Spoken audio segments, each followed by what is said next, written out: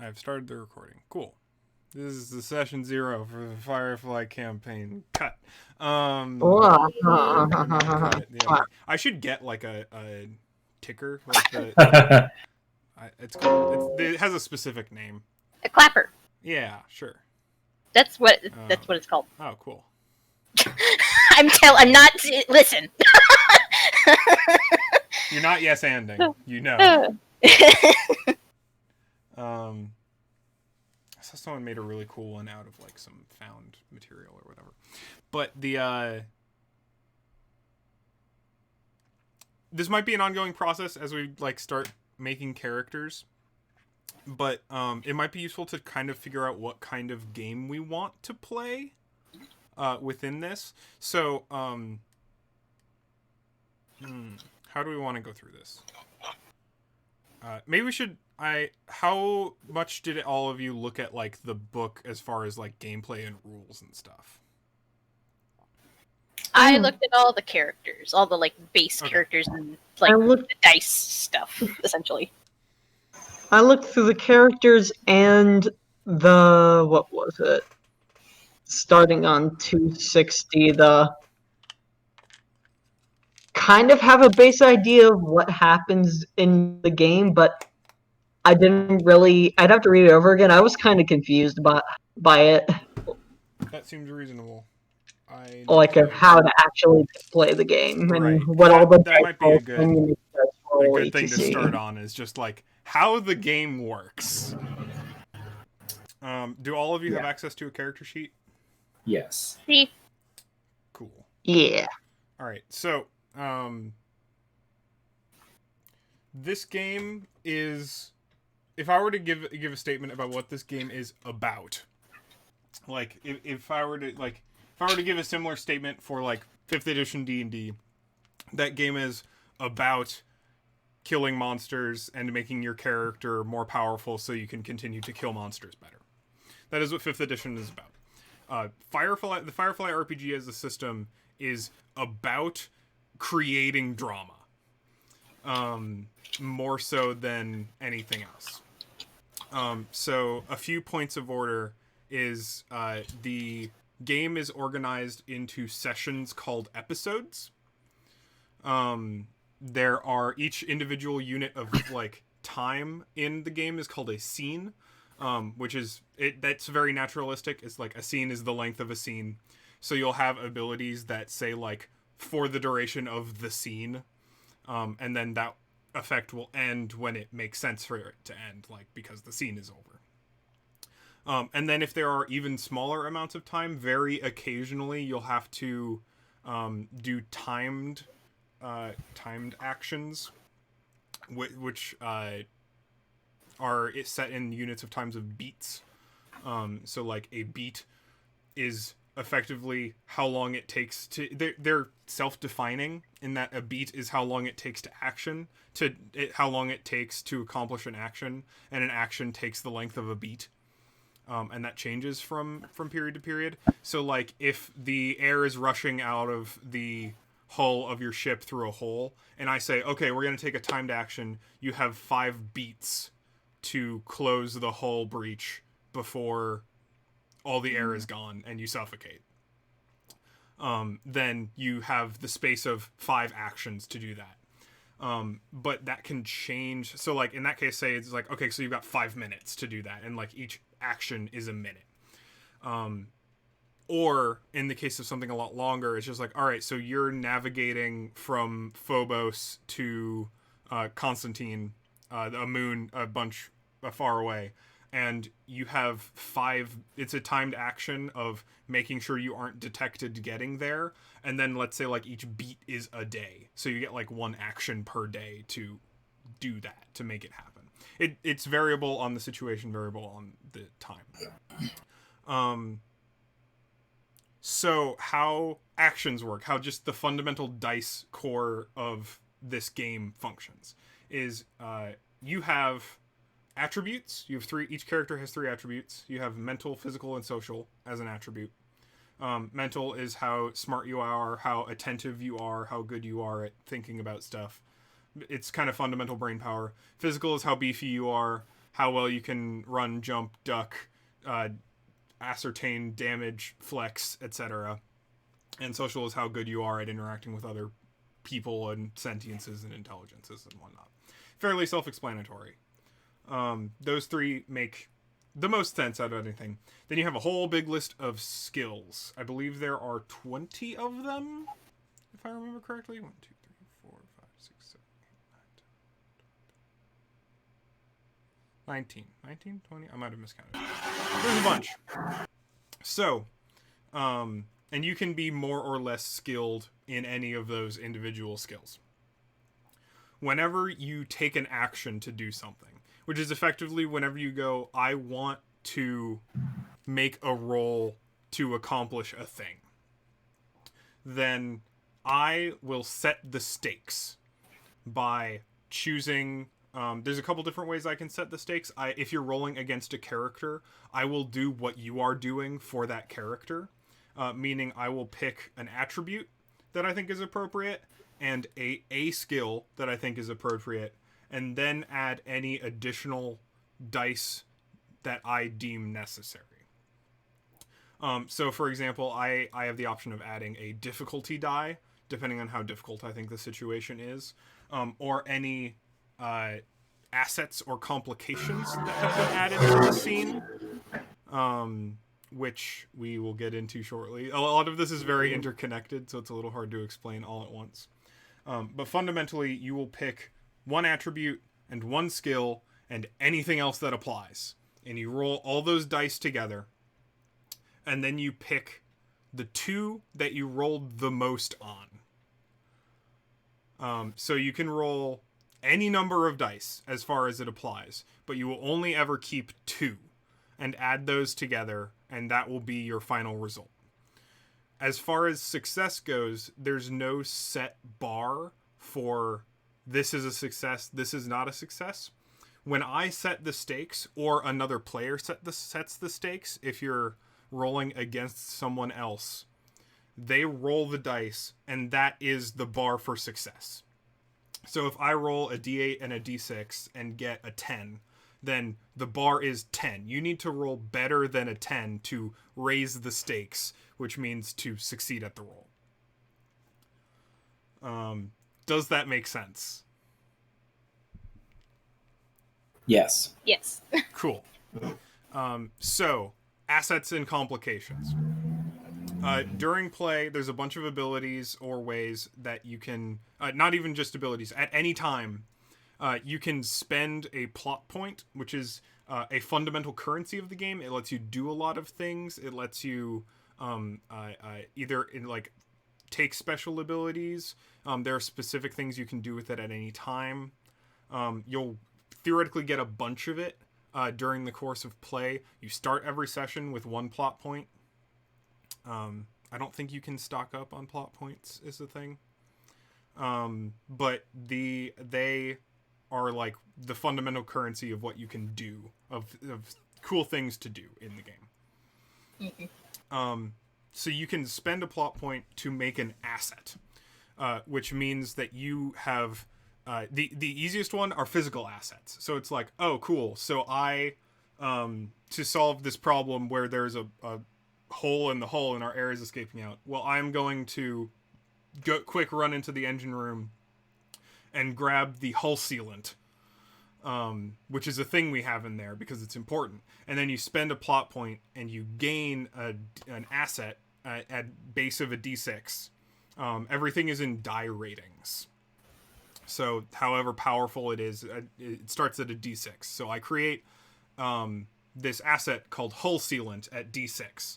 And now you have the asset hull sealant. And then when you go to fix the hole, you add that die to your collective roll.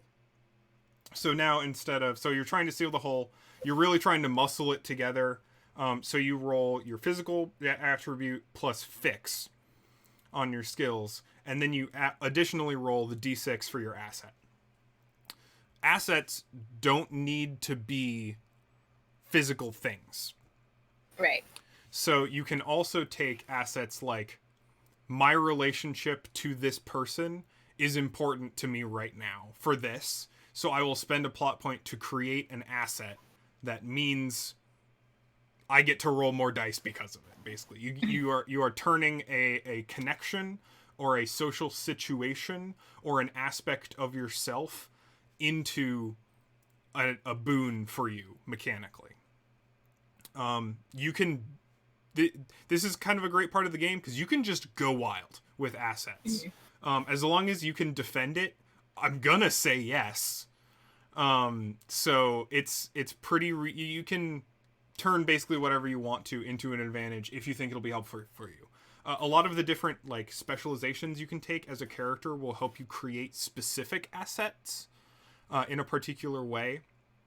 They'll like or give you assets in a certain situation. The assets go away at the end of the scene if you make them. Or you can spend additional plot points to turn them into signature assets, which means your character has them permanently. You'll also gain signature assets during character creation. Like, you'll have some to begin with. Yeah. Complications are the opposite of that. So whenever you fail at stuff, whenever you roll a 1 on any dice specifically, will cause complications. Which are the opposite of assets. They're dice that I get to roll because of a problem. The easiest way to put this out is like injuries. That's how that's handled in this system. So like if you get shot in the leg, you're going to get a D8 complication called shot in the leg. Where you now, and then the next time I get to roll, it's just like, oh, well, cool. So this dude's maneuvering around you, and because you've been shot in the leg, you're going to have a problem getting around them, so I get to add that to my roll. These can also be social complications, like, holy shit, you just embarrassed yourself. That's a complication, and now everyone around you gets to roll the complication, holy shit, you embarrassed yourself, including other players. So if you gain complications that other players can take advantage of, they can. Nice. So if, Matt, say you rolled, holy shit, I just embarrassed myself as a complication. You gain that as a complication. And now Hannah's character wants to take advantage of you, of that for their own gain in the game. They can. So now they're rolling a social roll with this noble, and they're going like, ah, yes, you see that? I am not like that. And they get to roll your complication in as a boon for their own roll. I'm not like this doofus. Can complications be used as a bane, as a sort? Can become a bane to others? Can in any way? If it makes sense to do so, it is not usual that you will be able to roll complications as if they were assets in a roll where I set the stakes. Okay. Specifically your own complications. So it's pretty unlikely that Matt can go like, aha, yes, what a doofus, and then roll the D8 complication to add to their own thing. That's not going to be able to happen. Yeah. Cool. Plot points. Let's just go over that real quick. Oh yeah, so success and failure. So it's the opposite of tie goes to the roller, basically. So the way it's put in the book is whoever rolls first sets the stakes. Right. Which is the difficulty. And in order to succeed, you must raise the stakes, meaning you have to roll higher. Oh, okay. If you roll equal to, it's not good enough. That tracks. If you win by more than 5, or 5 or more, so if you exceed the stakes by 5 or more, you get an extraordinary success. That doesn't happen in increments of 5, so if you're like 10 over, you don't extraordinarily succeed twice. It's just 5 or more. Super extraordinarily succeed. Right. If you get an extraordinary success, you get a big damn hero die. Yeah. Equal to whatever was the highest die in your opponent's dice pool. So if the highest die your opponent rolled was an 8, you get a D8 big damn hero die. So one way that like health is managed in this game. So there is no health system. You have this kind of binary state of you are either in the scene or you have been taken out. If you get taken out of the scene, you can still act, but it will cost you a plot point to even roll the dice. And if you do choose to do that, you only get to keep one die. So if you are taken out, it is laborious to continue acting, but there are still opportunities for you to do so if it becomes opportune. There are some good times to be like, aha, and then I come in from behind, if you've been taken out. So if in any specific scenario you are at threat of being taken out, that roll is high stakes. I will declare that roll is high stakes. So, for example, you're in a gunfight. I set the stakes by the mercenary who is going up against you, and I declare that this is a high stakes roll. If you fail to raise the stakes, you get taken out. If you succeed in raising the stakes, your opponent gets taken out. And that's just how it works. And taken out means you can no longer take actions for the rest of that scene. And then once the scene is over, you're fine. You're back to it. There's a few different ways you can get taken out. The biggest one is you fail a high stakes roll. Complications. Instead of giving you more complications, I can step them up, meaning I can increase the die. So the word "step them up" in this system means step them up and step back. Step them up means increase the die. Step back means decrease the die. So if you have a D8 complication, shot in the leg, and then an event occurs to worsen that, I'll step that up. So now it is a D10 complication, shot in the leg. If it would step up past a D12, you get taken out. So if it's already at a D12 and then something happens to cause that complication to worsen again, you get taken out of the scene. No matter what that complication is. But it generally has to make sense, or I wouldn't. I'm not going to step up like, wow, well, in a social situation, you could get embarrassed by, you could get taken out by the complication, holy shit, I embarrassed myself, getting stepped up super high, if you just keep doing so or something.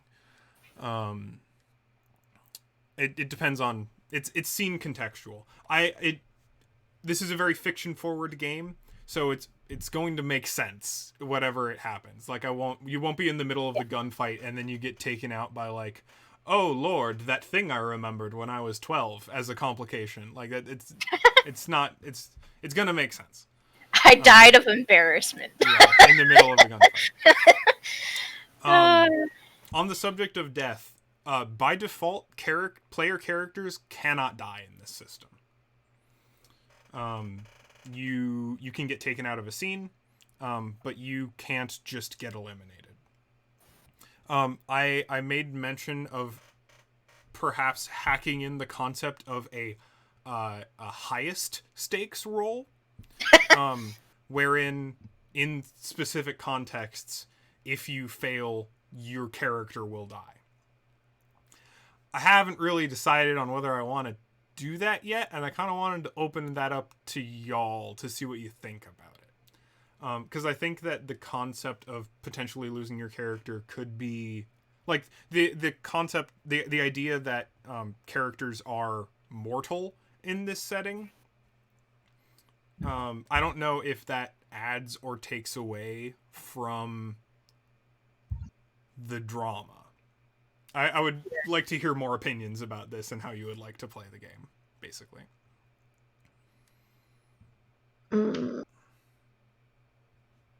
I'm fine. I'm fine with it, honestly.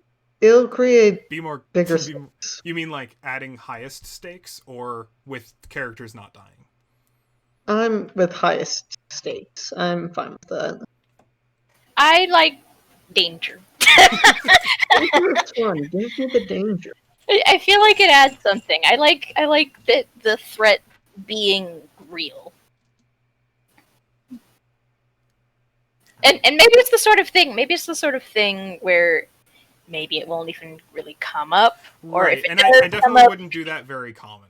Like it would be a very, it would be super contextual, because even in like gunfights, you can lose and not die pretty easily.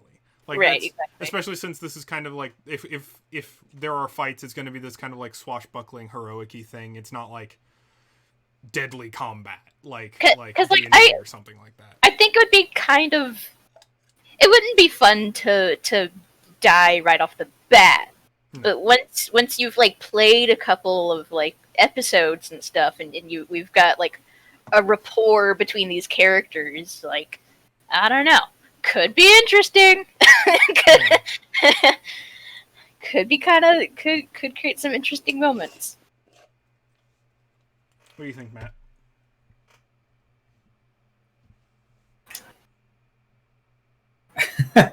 I think I'm just thinking of like the spirit of the show, and I think I don't like the idea, but I also am not going to be like of characters dying. We can't do. Yeah, I don't like that idea, but We can keep it kind of.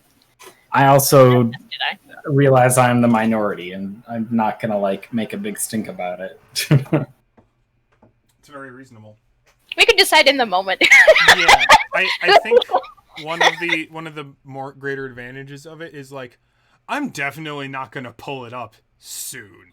Like that would not be something I would want to do, because it's very much a maybe, with the asterisk of maybe not ever.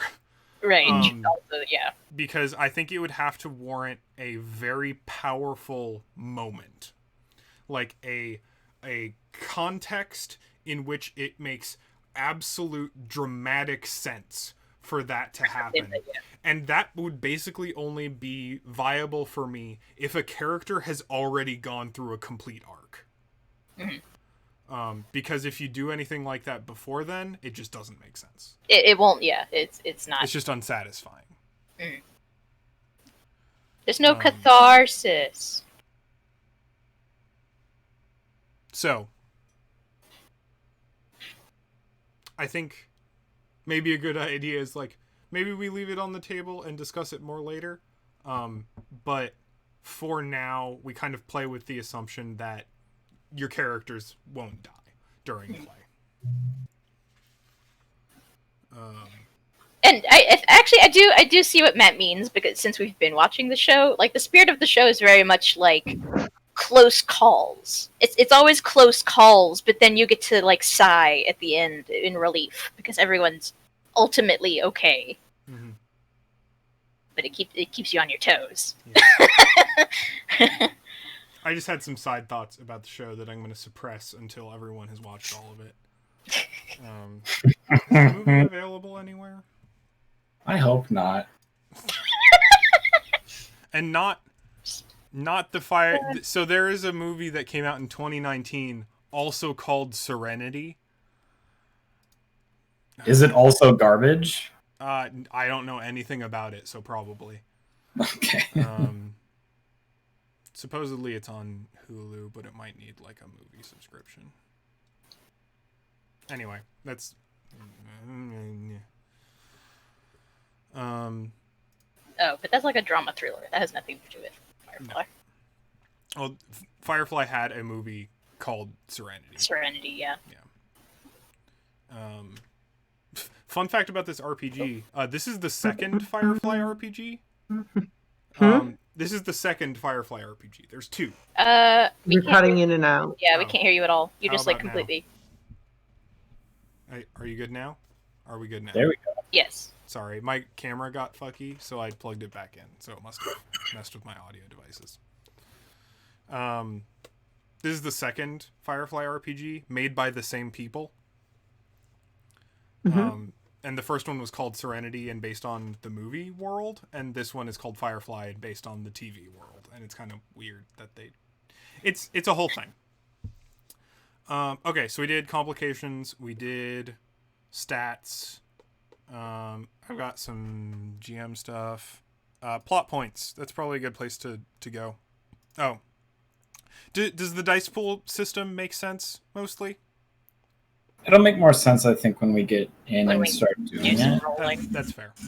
And once you have things that you can actually add to, because right now we have just attributes and skills. No one has like assets or distinctions and stuff like that.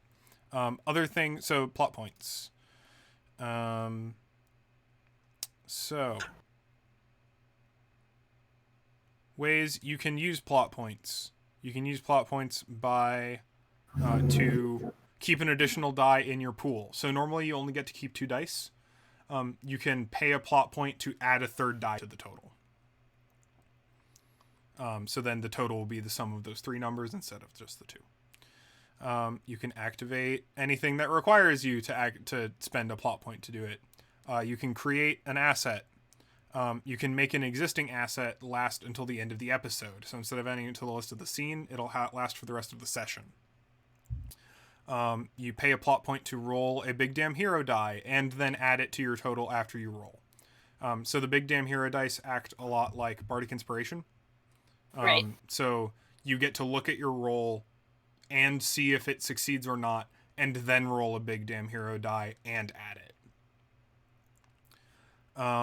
And if you would get taken out of a scene, you can pay a plot point to stay in. But that will, if you do that, you will also take a complication or have one get stepped up. This one of the like unsaid things that this means is if you get taken out of a scene by having a complication stepped up beyond a D12, you can't pay a plot point to stop being taken out, because then if you pay a plot point to avoid being taken out, you just step up the complication again and you get stuck in a little loop. So you can't do that if you're getting taken out by a complication. Ways you gain plot points. So you begin an episode with 1 flat. Whenever an ability tells you get a plot point now, you get a plot point. So distinctions sometimes have those. Whenever you roll a 1 on a die, what I do is I get to buy a jinx from you, which is a complication. So I pay you a plot point by giving you a plot point, and then I make a complication.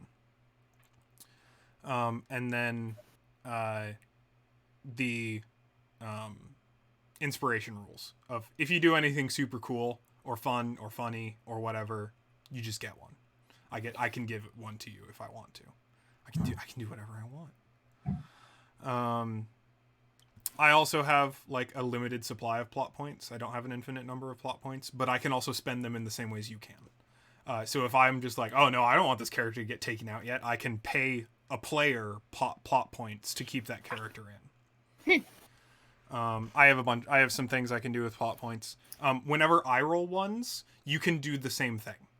So when you roll 1s, I can pay you plot points to make complications. When I roll 1s, you can pay me plot points to step down complications.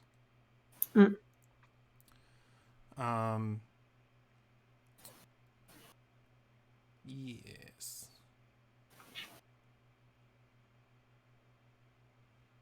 Question about that. Yeah. So we pay you to step down complications. We don't pay you to give you a complication or a certain character or thing. No, because if you wanted to do that, you would make an asset.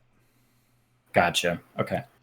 And just a reminder, how do we get a complication if we fail a die roll by a certain amount? No, if you roll a 1. Okay. Just period on any dice. So what this means is if you have a massive pool of dice that you're rolling, you have a decent chance to roll 1s even if you succeed. And Right. it's a lot like did you play Dusk City Outlaws with us? Yeah. It's you can the succession being successful and getting complications are entirely separate. Okay. So you can still completely succeed and get complications. You can get complications and not succeed. There is a specific rule for if you roll all ones, which is bad. The rule isn't bad. What happens is bad. The answer is I get to do whatever I want, basically. Okay, so Chaos roll. Chaos roll. mind if you do a little like, so if I'm rolling 2d6 on something, Okay. And I get a 1 on one of them, that would still create a complication. Yep.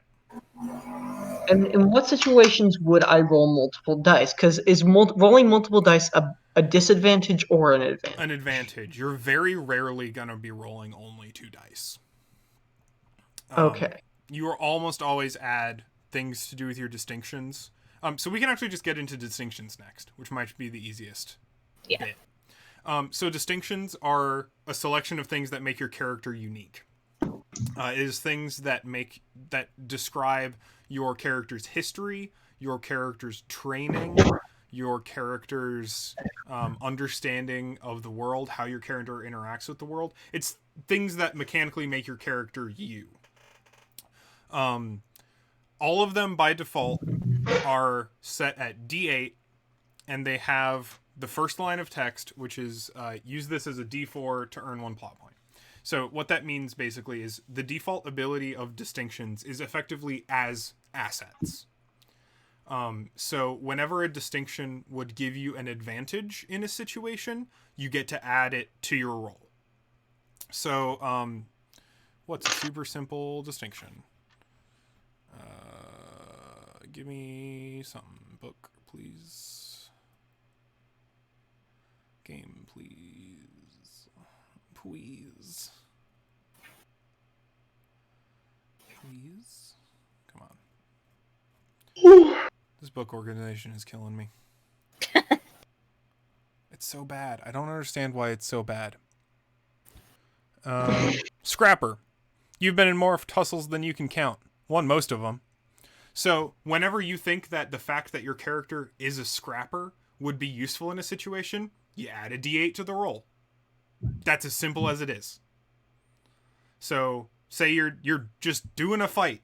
So you're rolling physical and fight, whatever your die in physical and fight is, and also a d8 because you're a scrapper. The second line of that ability, so use this as a d4 to earn 1 power point. So whenever you think any of your distinctions would be a disadvantage to you, whenever it would actively interfere with your ability to complete something, and this is a little counterintuitive, you get to roll an additional d4 for your roll and earn a power point. This is a little bit of a disadvantage. Not because, and that's weird because it seems like rolling more dice would be good. D4s will generally not add a ton to your roll, and they give you a 25% chance to roll a complication. This is why, whenever you think something would be at a disadvantage, you add a D4 to your roll and gain a power point. This is the easiest way to gain power points, is just putting yourself in situations in which your character would be at a disadvantage because it makes good drama. This applies for all the distinctions. So, what's another? Spoiled dandy. That's a fun distinction. Whenever being a spoiled dandy would be an advantage to you, you add a d8. Say you're trying to schmooze a local, corporate lord.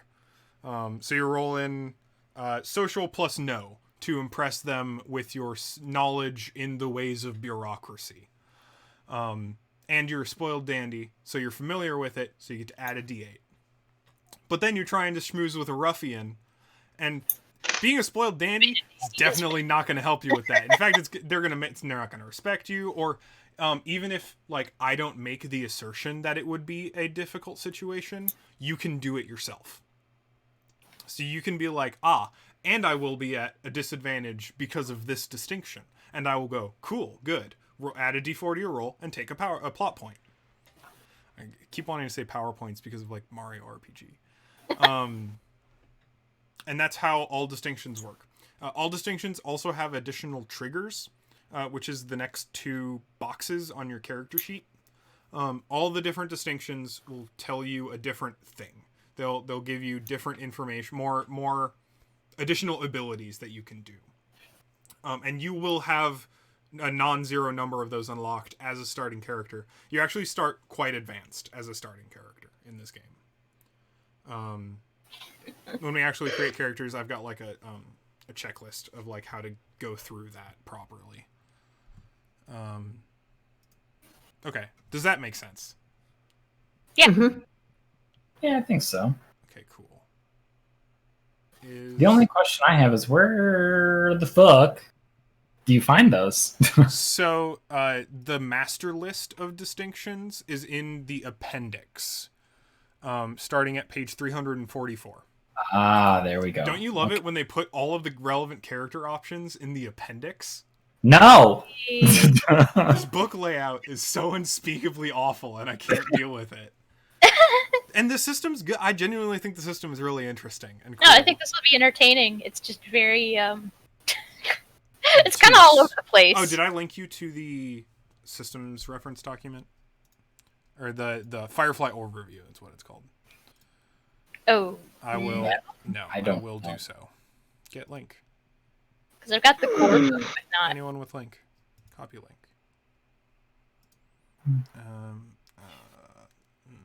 Heart Down Space. Yeah. I just don't want to expose my Discord to my stream. So I'm gonna click.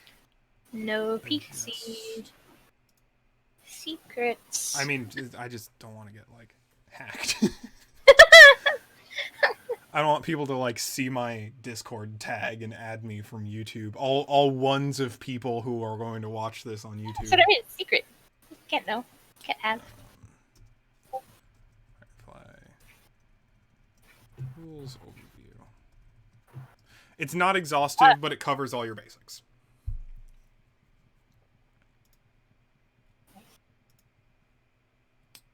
Full screen.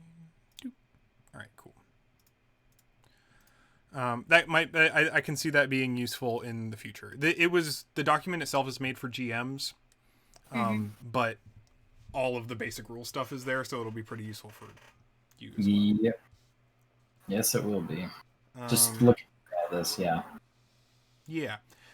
So the one thing I wanted to mention kind of before we get right into doing character creation is we don't have to be a traditional Firefly campaign. Like, we don't have to do the Traveler thing of like find a crew, find a ship, keep flying, or find a ship, find a job, find a crew, find a job, keep flying, if we don't want to. That's probably the like least friction way to go. But we can be like a mobile space station. We can exist primarily based on a singular planet, or moon or location or whatever. We can do whatever we want. I just want to open up the options to that. But I know that might influence how we make characters. And I feel like I'm in a little bit of a chicken and egg situation where it's just like, well, what kind of game we want will depend on what characters we build. And what kind of characters we build might depend on what kind of game we want to play. And I don't... Maybe we just want to start making characters so we can like get into it. Because I know some people have some ideas. I know someone wants to make a sword-wielding maniac. I wouldn't call him a maniac. Just a sword, just a space samurai who doesn't use guns. Have you ever not had the opportunity to play a space samurai? Have you ever had the opportunity to play a space samurai and then chose not to? Let me think about that. Just ever. Let me think. I'm pretty sure you had a sword in our Shadowrun campaign.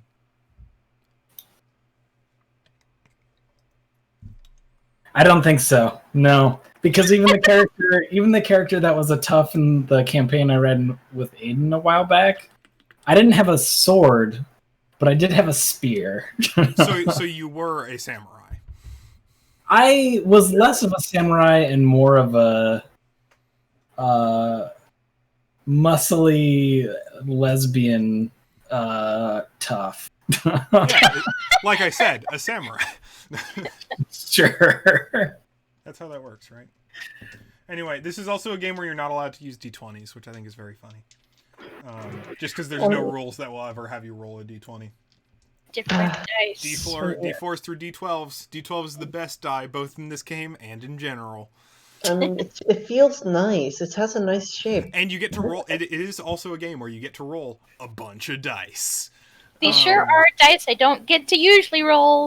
And the fact that all of us have multiple dice sets will come in handy. Will definitely come in handy as opposed to normal. Oh yeah, I already have like sets of 3 like laid out. I had to pour out the jar. I know I have like this jar of just like filled with various polyhedra, and I finally get to use them in this game. I normally only use like the Pan Pride dice. Yep. And then I don't use any of them. I just roll the d20 because Dungeons and Dragons is a boring system. It's boring. 4th. I say this with love. Okay. So, also, other thing, like another quick thing that we're... Do we want to go over ships now? Like, I just a really surface level brief thing. Sure, quickly. They work the same as characters. Okay. So the ship has distinctions, just like characters. The ship has attributes. The only thing the ship doesn't have is skills. So you work with the ship. Whenever you want to do anything with the ship, you roll its base trait plus your skill. Basically. Okay. So basically, whoever like. It's never ever one specific person rolling for the ship. It's everyone rolls for the ship when it's contextually important to do so. So the pilot, if they're doing a particular piloting thing with the ship, they will roll ship plus their skills. If you're doing a computers thing with the ship, you'll roll their like systems plus skills. So it's got 3 traits: engine, hull, and systems. Engine is all your piloty bits. Hull is how like good the construction of the ship itself is, and systems is like the computers and tech and stuff. Systems also includes weapons if you ever grab them. Got it. Yeah, and then you've got crew, which is just like whatever the crew member is using, and it has distinctions. It also has like you can draw out your own floor plan. I like that. So if we make when we make a ship, I think I might like. We can talk about everything we want to be in the ship. You also pick a class of ship, and then like I can throw up some rough designs, and we can see if those are satisfactory. It also can have like signature assets and stuff like that. So the ship is a character that everyone is part of, basically.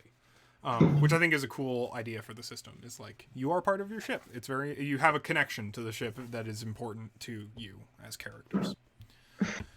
Okay, I'm gonna pull up my order of operations for character building.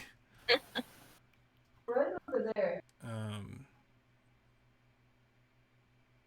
This book sucks, but I love it. This book would not be nearly as bad if I had a physical copy of it. Yeah, because then you could like make tabs. It is so it's pretty expensive to get a physical copy of it, and you literally can't get a digital copy of it legally anymore. Which is really disappointing. Yeah, it's completely out of print, right? Like they don't make new. It is done. Yeah. Which again is a shame because it's a cool system. It's based on the Cortex system, and it looks like the people who published it just aren't making tabletop RPGs anymore. Either. That's unfortunate. Which is super weird. Also, the person who like I need to take a better look at the credits because the person who like wrote quote unquote this RPG like doesn't talk about it at all. Particularly as the person who wrote like 3 different RPGs based on the same system, and I'm guessing that it was their publishing company that did it, not them specifically. Is probably why they just have like no they're like a generic fantasy author. And also the credits have like 30 writers in it. Because there's so much writing in this book because they decided to sum up the entire series inside of it for some reason. Big damn hero dice. Please. Book. I should have bookmarked it. I did not. Here we go. Okay.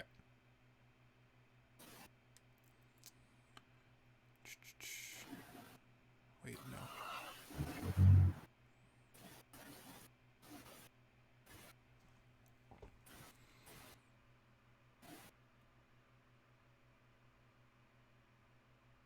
Step 1 is pick an archetype, which I refuse. So the first step is more effectively pick 3 distinctions. So those are your things that are going to be on the right hand of your sheet. Right. Is there a better? Can I zoom in on this? Okay, good. Typically, for most characters, as I've been able to suss out in this game, they have like a background distinction, a occupation distinction, and a trait distinction, basically.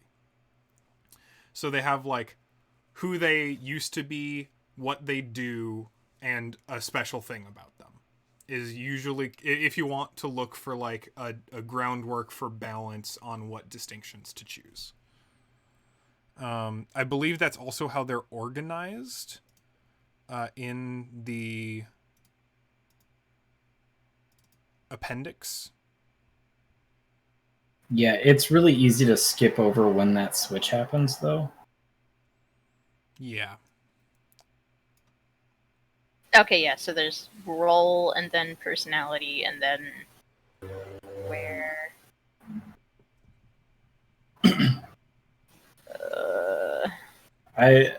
I just read Big Mouth, and that's why I was laughing while you were talking. Big Mouth is a fun one. Also, there are there it is. so many backgrounds. And also, again, this backgrounds list includes the backgrounds that would be applied to GM controlled characters in addition. So some of them may just like not apply. Like, I don't really know if any of you really want to play as the Alliance, especially not in a particularly overt way.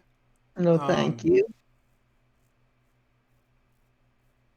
You can, if we want to try and make that work. I think being a double agent is definitely completely reasonable if you wanted to.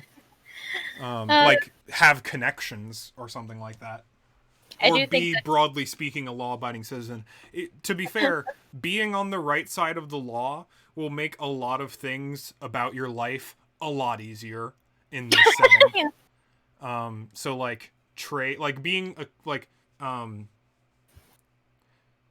as far as the world goes, the crew in the show Firefly are playing on extra hard mode. Like, they not only refuse to interface with the Alliance just kind of at all. They also do basically everything illegally. And you don't have to if you don't want to. Being somewhat respectable in terms of legality may aid you more than you want. I also don't plan on playing the Alliance as like literal space Nazis in this setting. Just because I think that's a little boring.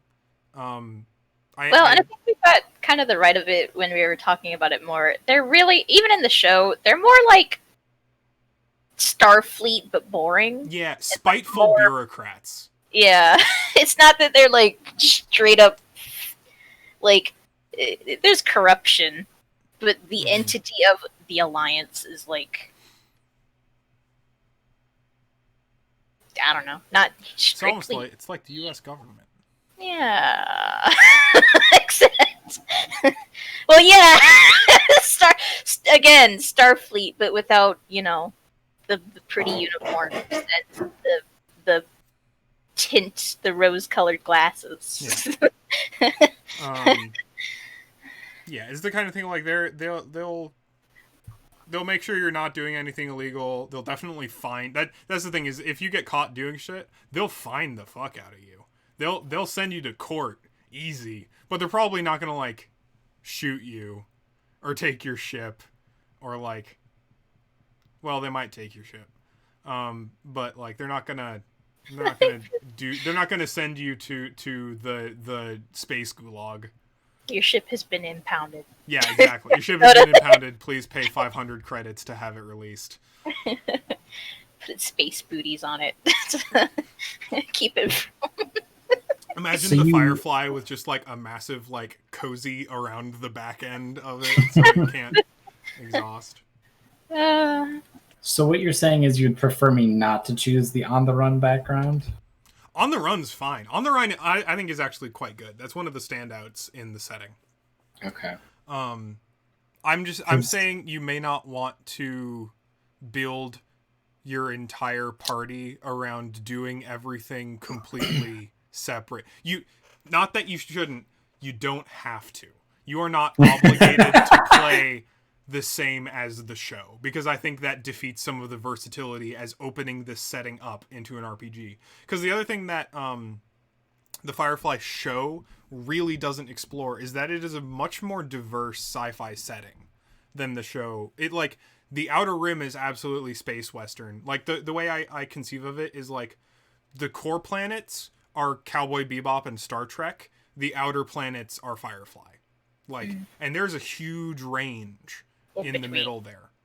But the only thing we ever see in the show are the border planets, because they're trying to be as far away from the Alliance as possible. Like the one time they go to Ariel, but it's like... Yeah, we get to see an exterior shot of Ariel for the 30 seconds it takes Jane to pick up 2 bags, and that's it. He's just standing on a street, and then it's done. That's the end of it.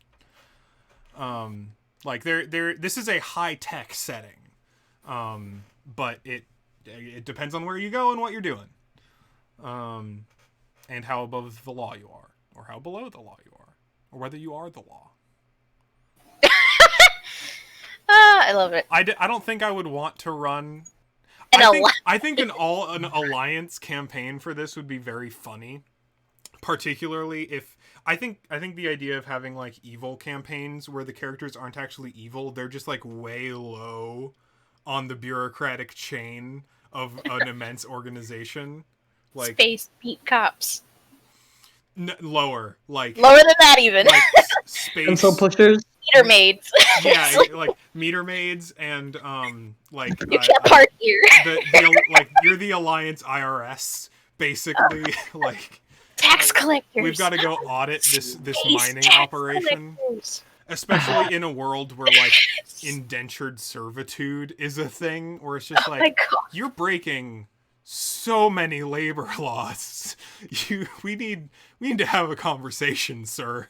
We need to bust this weird space feudalism. You owe us $10 million in taxes and also employee benefits. You have been wage thefting the hell out of this entire moon for a decade.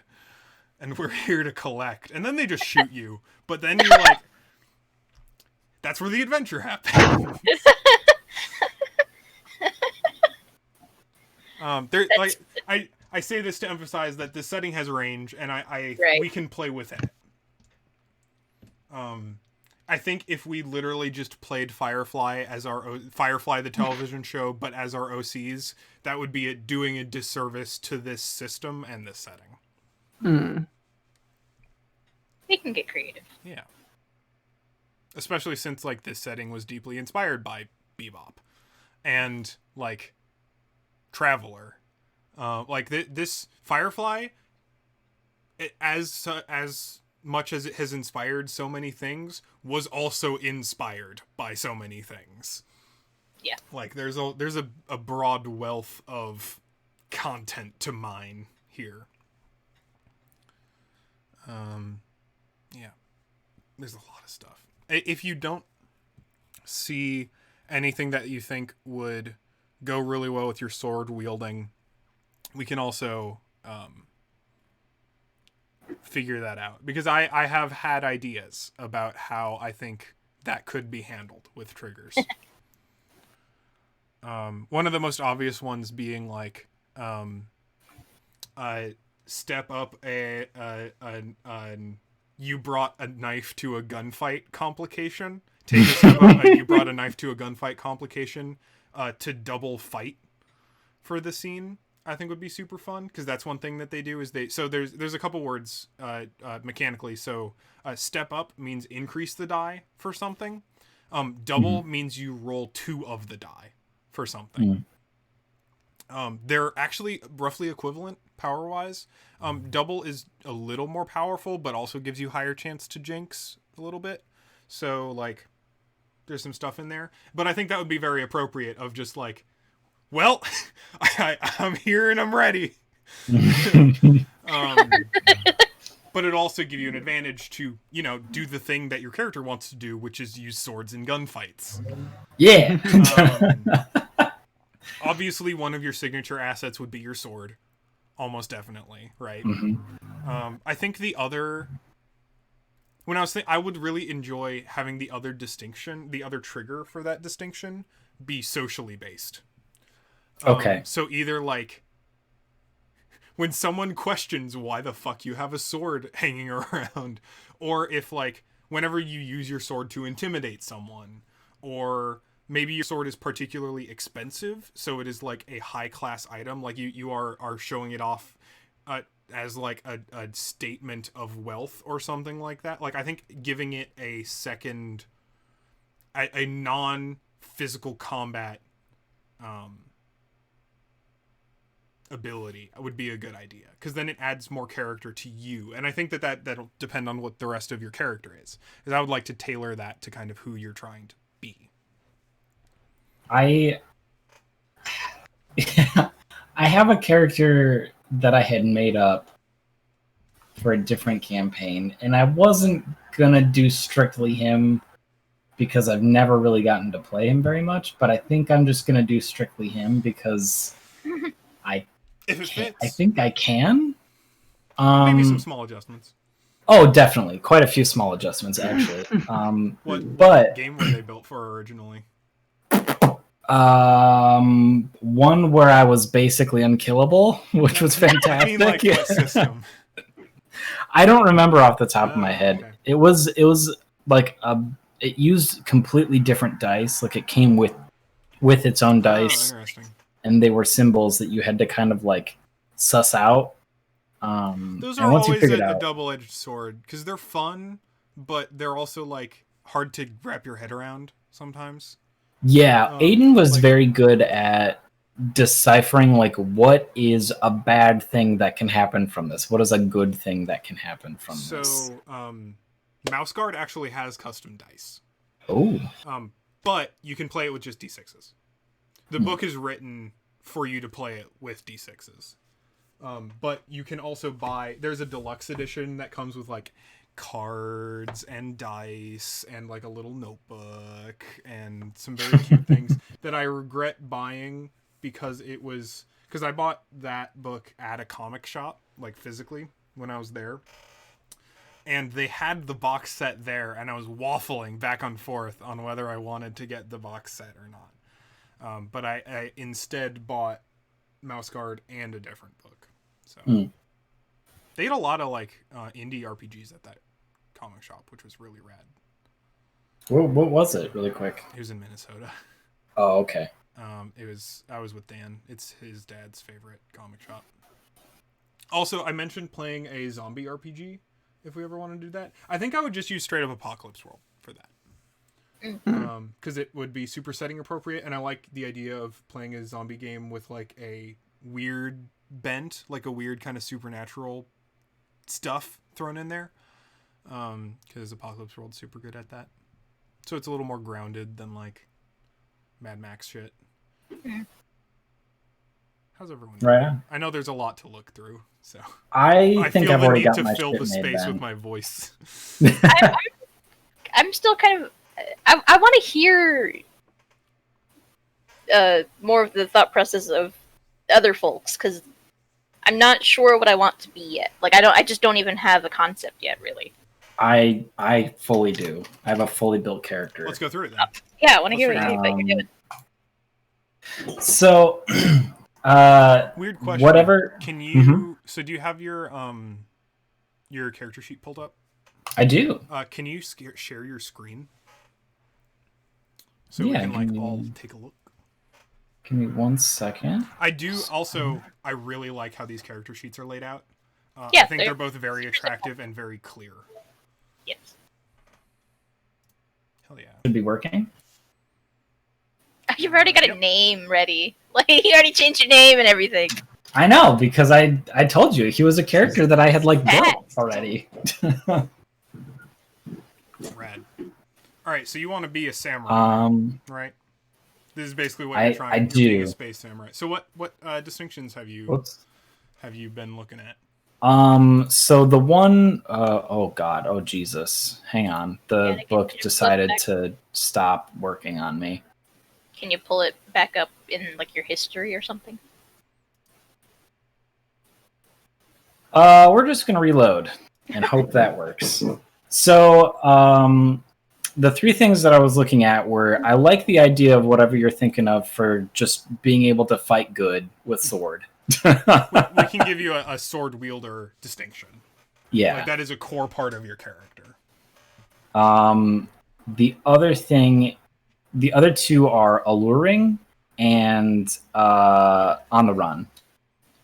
Interesting. Yeah. Which means it makes it much harder for me to actually be on the run. So let's read through those. So alluring is, what kind of distinction is that? That is a personality distinction. Is that the last section? That is the middle section. Alluring. So I do like that they all have little blurbs, although I think that some of the blurbs aren't super clear on like when this would work. So alluring is, you're easy on the eyes and cunning enough to use those good looks to your advantage. And the distinctions are memorable. Create a memorable D8 complication on yourself when trying to execute a cunning plan. Gain 1 power. I keep saying PowerPoint, plot point. So the fact that you are memorable can be you, and you get to opt when this happens. Mm-hmm. I believe I might check that. I might look at that again, but I'm pretty sure that you get to voluntarily do this. So you get to gain plot points whenever you become memorable. You have a face people know. Turn heads. When you're using your good looks as a distraction to help an ally, spend 1 plot point to give that ally a die equal to your influence rating for the ally's next action. Oh, also, the distinctions determine what skills you get. Beneath each distinction, you see it says highlighted skills, influence, perform, and trick. So all of your skills start at a D6. And then they go up. Or sorry, all of your skills start at a D4. And then they go up for each rating. So for your highlighted skills, influence, perform, and trick, you would highlight those bits, and then they go up. So they would be a D6. Everything else would be a D4. You have a base D4 in everything. Oh, I see. You can check both or just one. However it makes you feel. I don't know. Fill all the check boxes. I don't know what I've got where. But then if you take another distinction that has one of those skills again, you get to step it up further. Oh, that's cool. But you also will get a number of points that you get to spend to just up random skills. To choose whatever skills you want. Yeah. Okay. So. Right. No, that's not that number.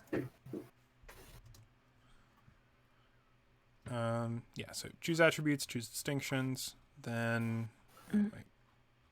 God damn it. Technically, name your character is the last step in the character creation process. Well, I already knew my character's name coming in, so there's not much you can do about that. Sorry.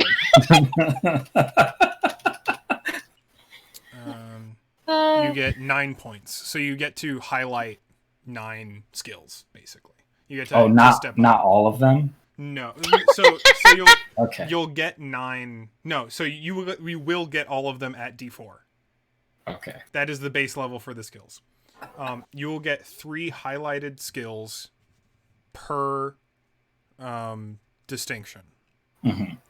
And that will step it up from a D4 to a D6. Mm-hmm. Or further if they have overlap. Then you will get 9 points to further increase whatever skills you want. Okay.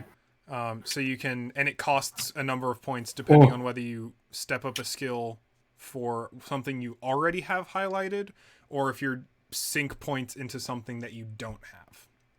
It costs more to sink points into things you don't already have. So if you were to spend points, so you currently for you, influence is a highlighted skill. You have that as a from one of your distinctions. Mm-hmm. If you wanted to spend points to step that up further, it would cost exactly 1 point. If you wanted to step up, say, like fly, which is something that is currently unhighlighted, it'll take 2 points per step.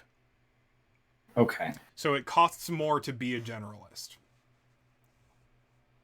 Okay, that makes sense. But it'll also, like, having a wide variety of skills is useful, especially when there are 10 of them. But with 10 skills, you can also... This is also another game where I'm going to be like, all right, so these are the stakes.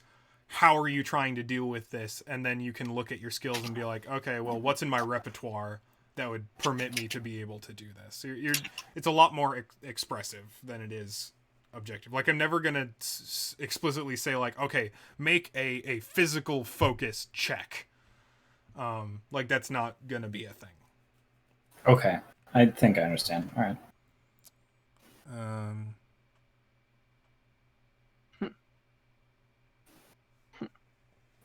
Let me just... Then you get specialties. You've played Shadowrun, right?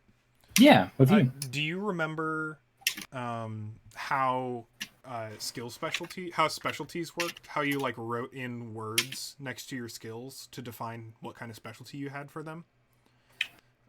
No, that was a little bit too long ago for me to remember that. So this system has that too. So you can write anything, basically, next to one of your skills to specialize it. So if you wanted to specialize... So, like, you've got fight. You could specialize that in swords. Or one of the most common one is know. You get your know specialty for free. Which basically means you get to know about something. So, like, if you know about swords, I don't know a lot about your character yet. So,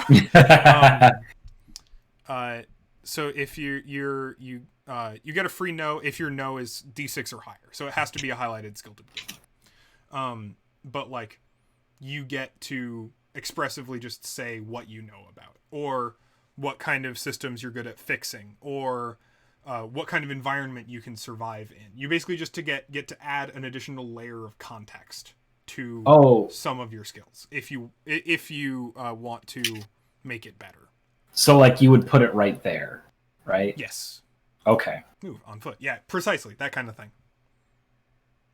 Okay, that makes sense. Like, move, sprinting, or, like, move tight spaces, or, like, stuff like that. Move. Okay.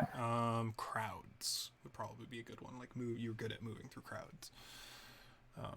There are some ways you can add specialties. Signature assets. We're still on distinctions. So you've got alluring. I'm trying to finish it up really quick. Yeah, no worries.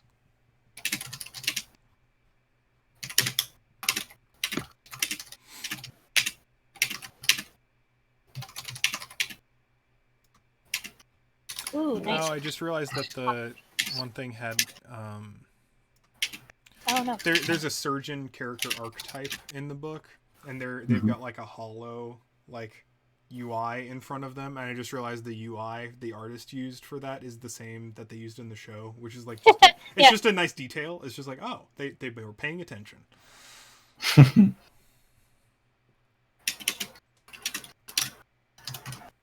God, I love Backwater Mayor as a distinction. I love a lot of the backwater distinctions just because I think they're fun. So you have backwater matriarch, backwater mayor, and backwater sheriff are fun ones. Brilliant gunsmith. All right. On the run deck from the Triad. That's a question for you because that's who he would be on the run from. So if you do that, then the Triad are part of this game now. Then suddenly, so if you want that to be true, then yes, and now this game involves the Triad. What is the Triad? The Triad are a particularly famous. They're the Chinese mafia, more or less.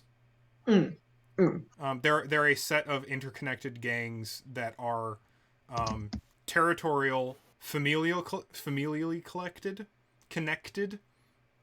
Family bloodline is a big deal in the Triad, purportedly, and very organized.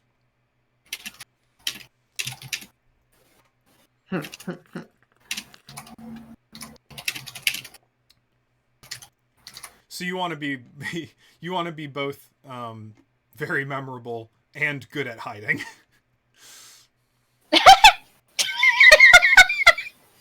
I like this contradiction. That's kind of why I wanted to do it. It's pretty fun. It means you can kind of like pick and choose between those two things. Yeah, and it's going to depend on how you choose to bring that in play. And not all those distinctions are going to, not all those triggers that you're writing out right now are going to be in play at the beginning of the game. So currently you are just both alluring and on the run, and you get to roll some dice with that. If it turns out to be kind of a mechanical issue having both of those things, then we can have a conversation about switching them out or changing them or something like that. But as far as it stands when they're starting out, I don't see a problem yet.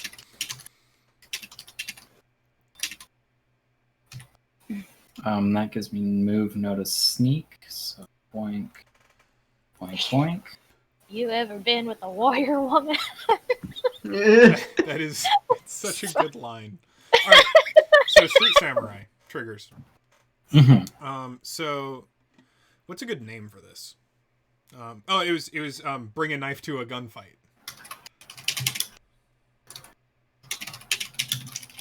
You can dodge bullets. No. You can slice them out of thin air. Which is whenever you use your sword instead. Whenever you use your sword in a combat where firearms are involved, I think would be the best way to say that. Maybe whenever you choose to use your sword instead of a gun. I'm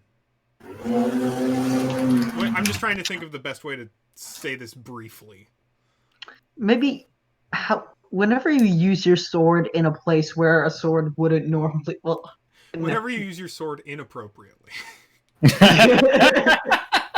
Well, we're going to have to roll this a lot. I'm gonna start chopping vegetables with this sword. Give me a plot point. Slice. No, I think so. Whenever you, the name is self-explanatory. It's like whenever you bring a knife to a gunfight. Whenever you use your sword in a gunfight. Whenever you use sword in a fight where it would otherwise be impractical to do so. See, but that's super unwieldy, textually.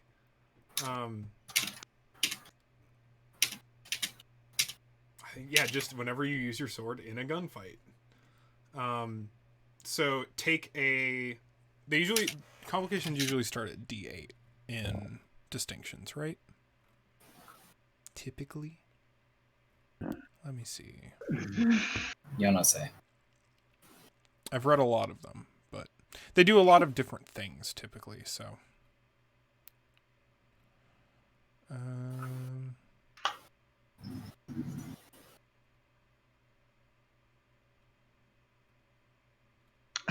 God. Yeah, so take a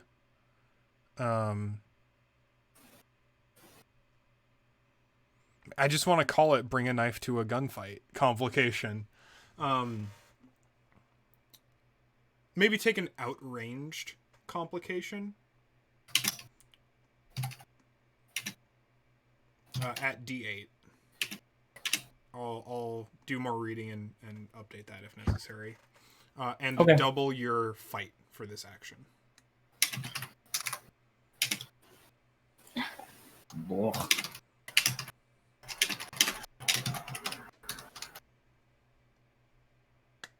Sounds good.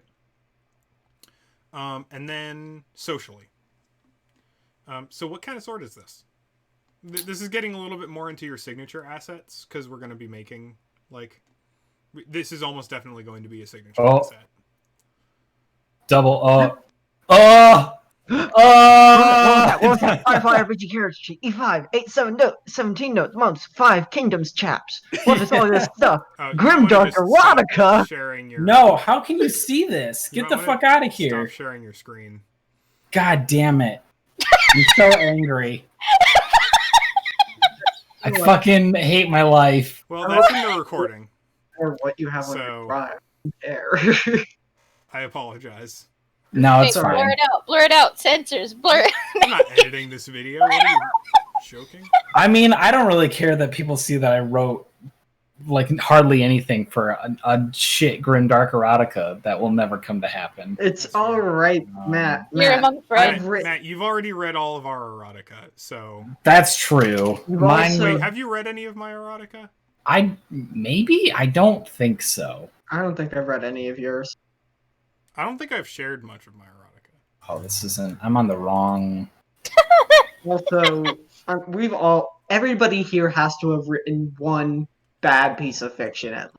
Several bad pieces of fiction. Joke's on multiple. You. The implication is that I've written good pieces of fiction. Right, exactly. I was gonna say, I've written how many pages of just fluff, just stuff, just lots of like just 200 pages Dragonborn of fluff.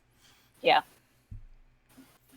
Roughly 200 plus. But what if Dragonborn had feathers? Sadness and pain.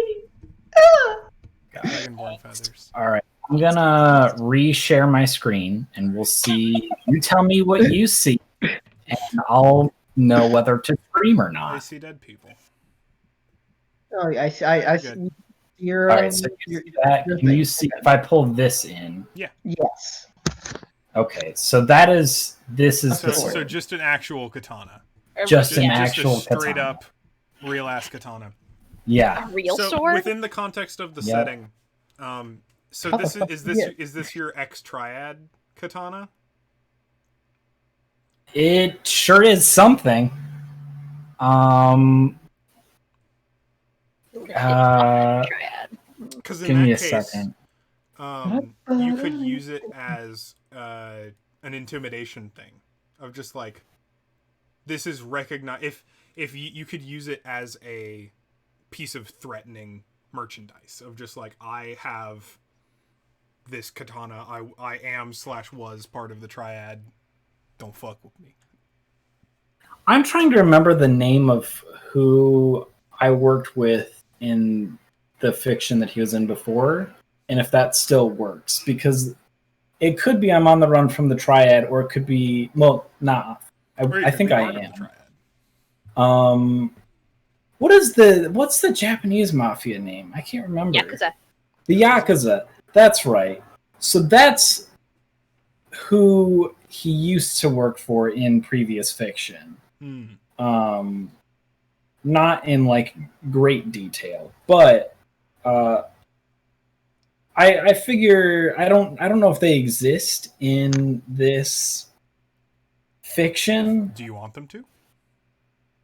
They sure can. It depends on kind of what everybody else wants to do. The triad are definitely canon.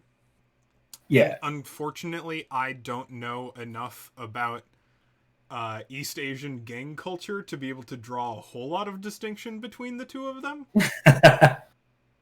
That's fair. I honestly probably will do a bit of reading on either one, depending on whether you want them to exist. The thing, so this gets into a side thing about the setting of Firefly, particularly the show, is it's a little Orientalist. Yeah. Particularly when it comes to Chinese culture, so like Chinese, specifically Mandarin as a language, is spoken very frequently in the show, especially as swears, basically so that they could get around the television censors for swearing. They just have all the characters swear in Chinese. And they had several language consultants on the show, but as far as I have been told, they didn't have great culture consultants on the show when it comes to like the depiction of Chinese culture as diasporic. But basically the idea, because this was on the heels of the late 90s, early 2000s, China being this immense industrial superpower, still is. And the idea is like, okay, well, Earth got fucked, so we're just gonna all expand out, and Chinese industrial culture was deeply important to that, which is why so much of space culture in the Firefly setting has hints and roots in like Chinese aesthetics specifically, but it more like Western ideals of Chinese aesthetics than actual Chinese aesthetics. So I'm not. I was gonna treat this a whole lot more like a straight up space western. I wasn't planning on incorporating a ton of that into the game directly, just because I don't feel particularly qualified to be able to establish that kind of experience. And I don't want to. It's like a personal game, so it doesn't matter so much as we were like as if we were like making a content show Like for profiting. someone. Yeah, like if we were like streaming this, or this was like a show or something, I would probably care. I would probably like, you know, pay consultants, or just pay someone else to GM, who can actually bring that kind of nuance to the table. But as it stands, question mark? Like, I think that kind of depends on how y'all want to play this.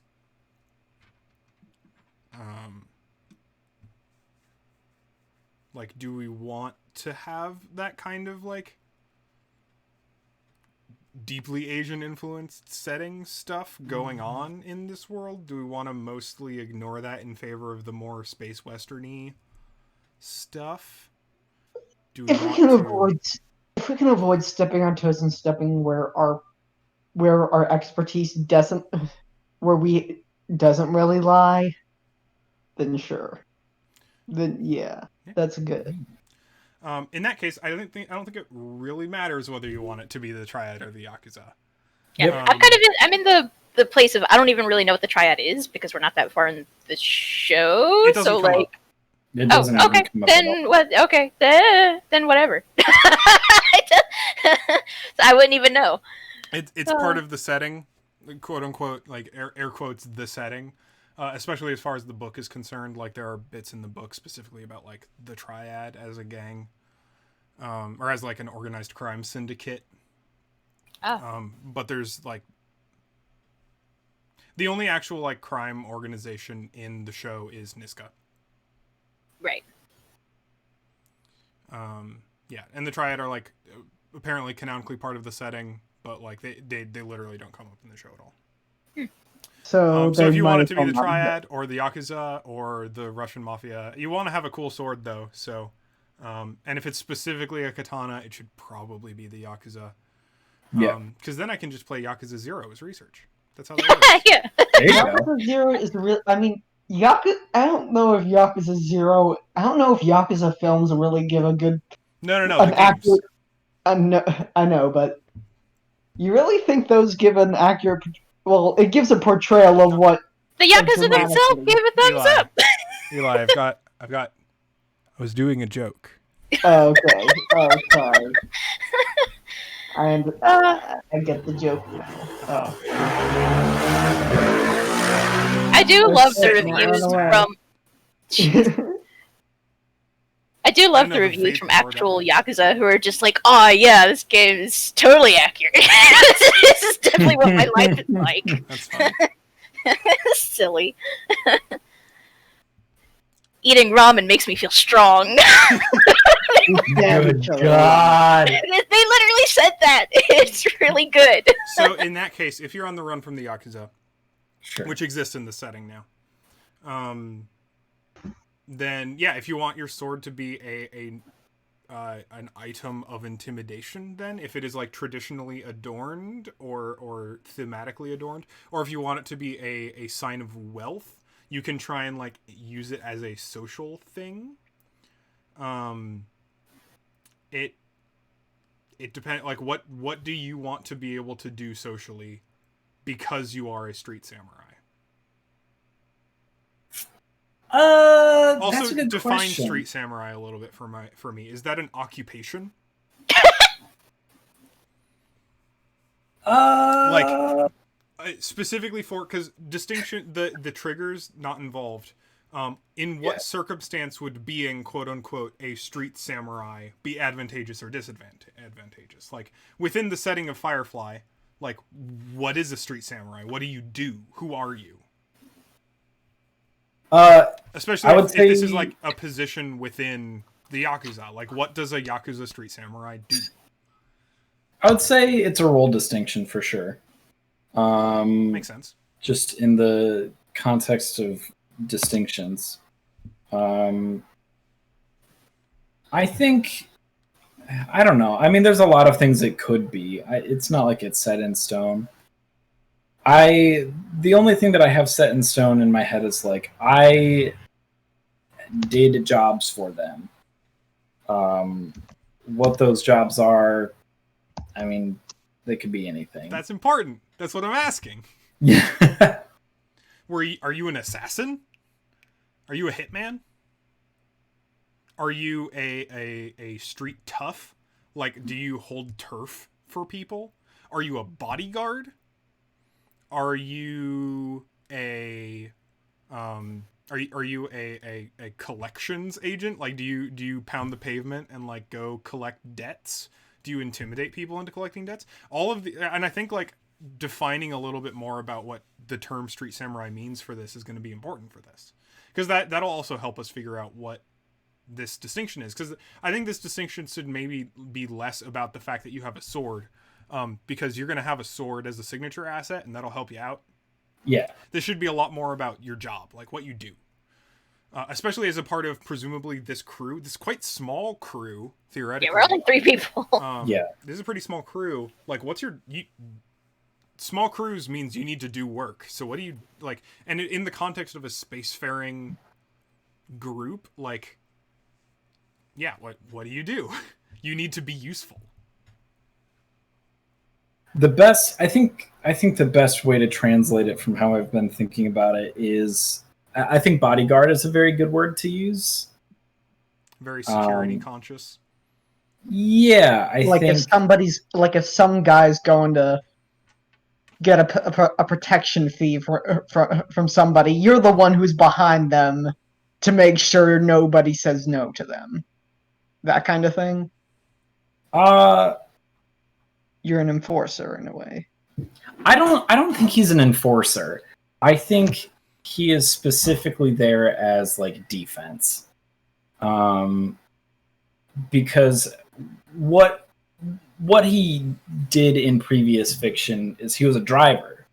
And that kind of turned into other things related to that. Like, well, this is a very like dangerous thing that you're doing, so you need to be able to like get him out or get them out if things go sideways.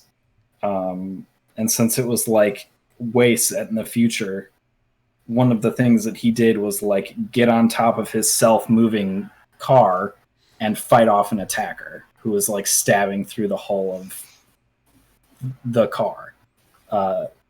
So that's, I think bodyguard is really the best way of putting it. Okay, cool. So how about this? Let's give you a bodyguarding ability. Okay. Call it not on my watch. All right. Whenever you look for threats for someone, I want to say like whenever you're looking out for someone else, like whenever, but I want specifically with the connotation of like you are being security conscious for another person. Mm-hmm. I think maybe the word's just whenever you're on the lookout for someone else. with the for someone else, meaning you're not searching for someone, you are keeping an eye on a quarry. Whenever you're keeping an eye on a quarry, maybe is a more I just did the words. Phrasing. Whenever you're on the keeping an eye on. Oh God, yeah. A quarry. Quarry meaning the person you're looking out for. Precise language.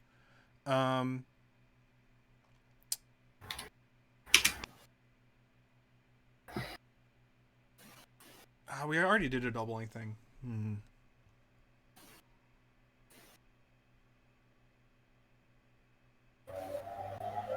Ooh, this might be a fun one, actually. It'll be so keep the name, but spend one plot point to join a scene where someone else is in danger.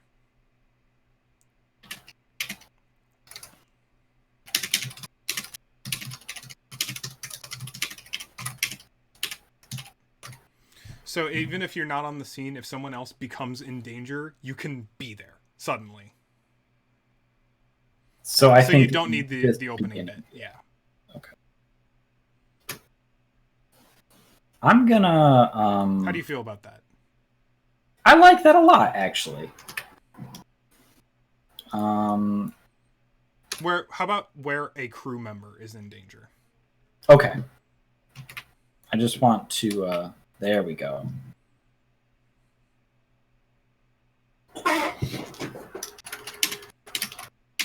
Just because it fits a little bit better this way. Whenever an ally is in danger, because they don't necessarily need to be on your crew.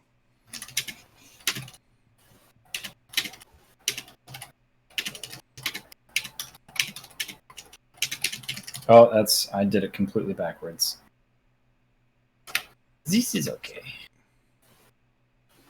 So it sounds like you're definitely playing the muscle of this crew. Yeah, that was kind of my intention from the get-go. So then, for highlighted skills, definitely fight. Fight. I think notice would be a good one, like keeping a sharp eye out.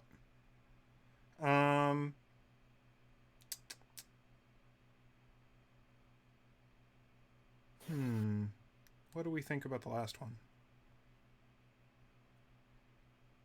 I kind of like trick, but I think there's a lot of options here. How about from the peanut gallery? What do you Eli and Hannah think? What's the question? What should the third highlighted skill be for Street Samurai? What are the fight and notice? Fight, notice. Let me see. Let me look at my character sheet so I can actually get a better idea of everything. What is available. throw?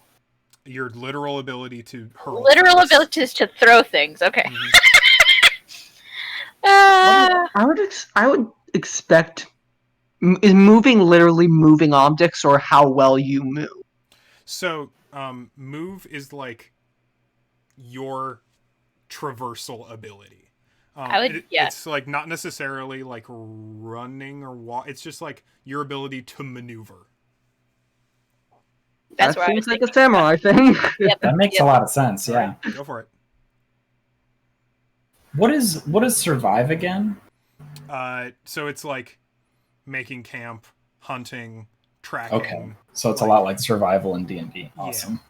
Yeah. But it can also be like space oriented, like scavenging, being able to like understand, like being able to find useful things, being able to I'm trying to remember there's like survival is like kind of a step below fix, where you're not explicitly like repairing something.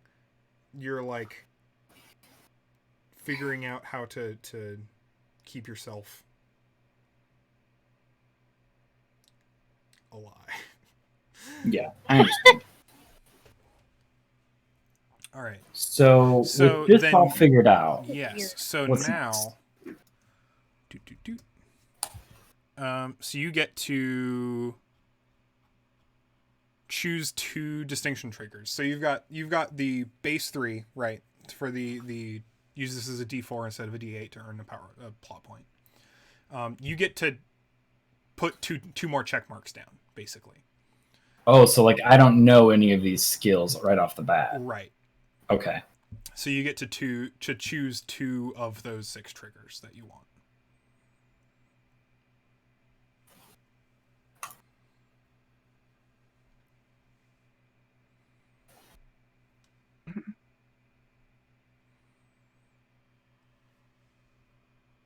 Can join a scene whenever an ally is in danger. Very good. Make sure you're able to save this too, because you have it open in Chrome. Oh hells. Well, I'll just make sure I that think you it's might be able to like saved download. before Take a screen cap of it for first. Yeah, first. that'll be what I First do. of all. Yeah. I just don't want you to lose all this progress. Yep. All right, so you're memorable, and you can jump into scenes when you want to, or jump into scenes when you're needed, perhaps. Yeah, is a better thing. I like the idea that you just like step out of the bushes in some contexts. It's fun, and with no guns, which is great. Even better. No guns allowed. All right, so you've got 2 distinction triggers. So now you've got 9 points. So you can step up any die ratings further than they already are. So anything that's already highlighted, it'll cost you 1 point to increase. Anything that's still at a D4 will cost you 2. For a reference, as far as the D4 to D12 like range goes, there's like a if I can find it, this book, there's like a reference for like, well, how good is this die, like how good are you at this if you have a D4, D8, D6, D12. D12 is like, you are one of the best people in the known universe at this thing.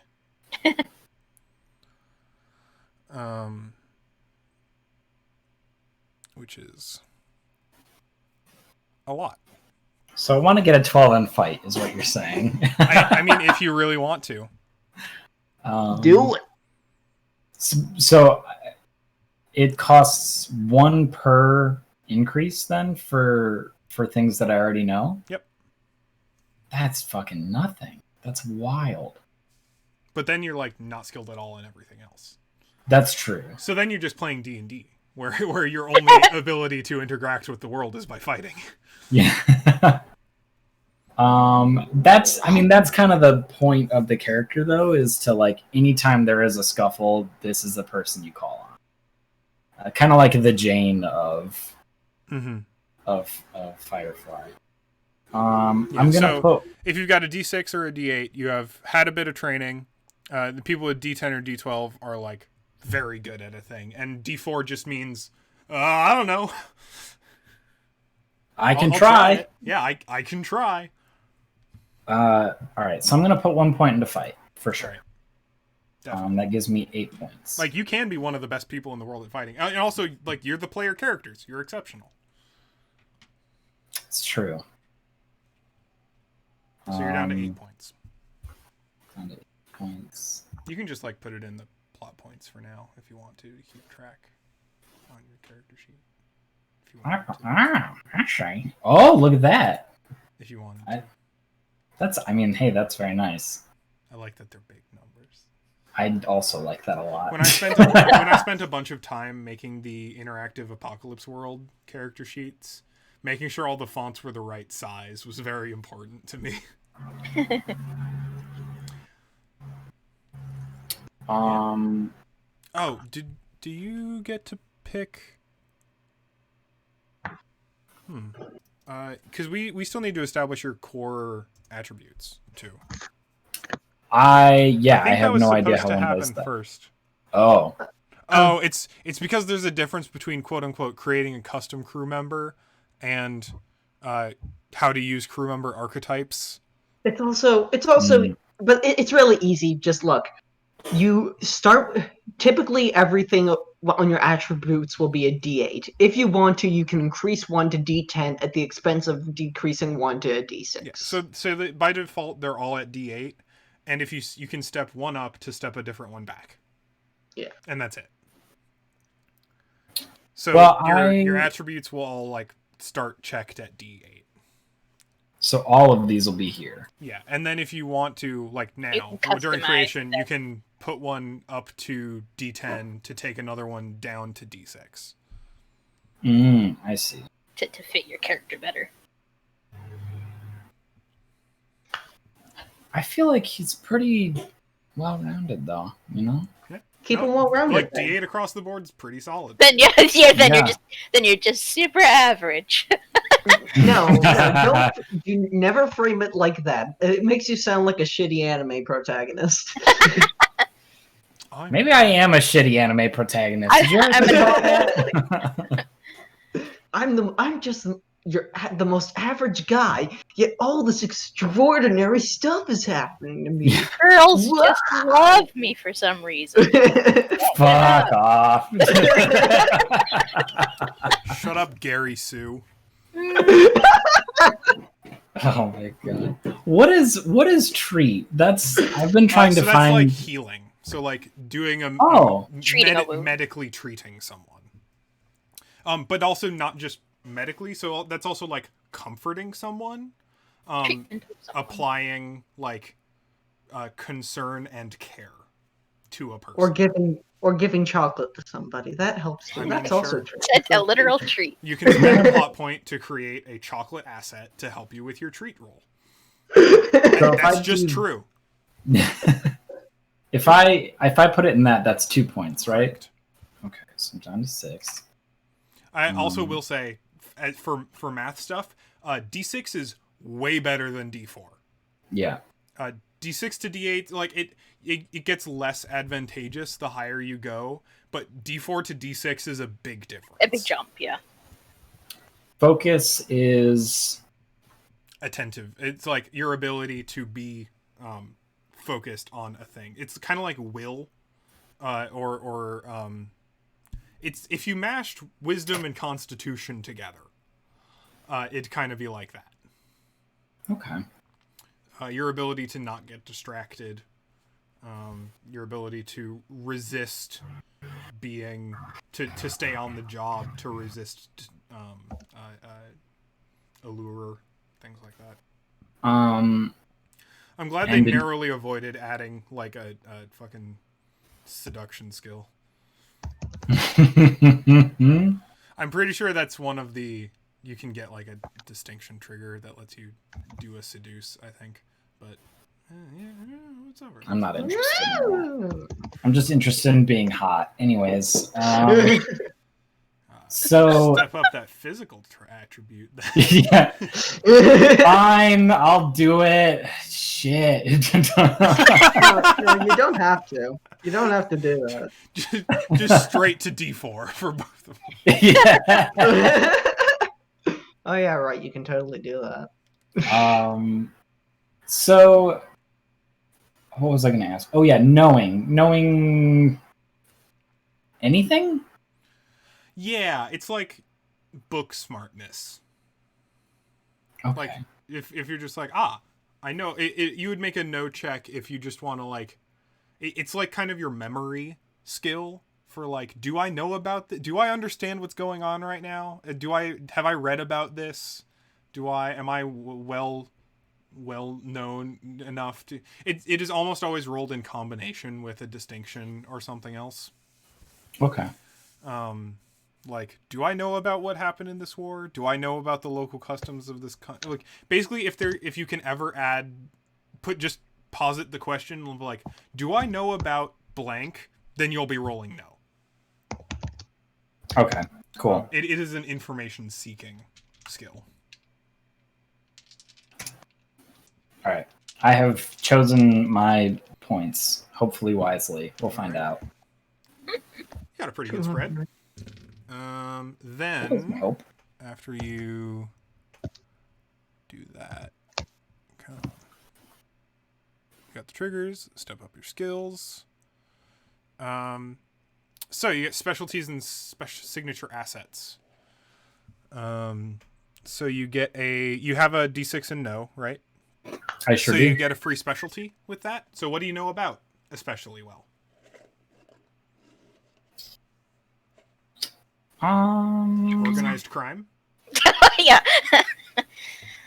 Uh, I mean, that would make sense. I would want to make it more broad than the Yakuza specifically. Yeah. Like I think maybe organized crime would be a good one if you want to have that connection. Or if you wanted to go in more of like the traditional sword fighting stuff, you could go like war philosophy, or traditional poetry, or fine art, or you can know about whatever you want. Killing is a fine art. Human anatomy. the best place to poke. That not even a joke though. Like you can if you want. Yeah. To. What do you know about?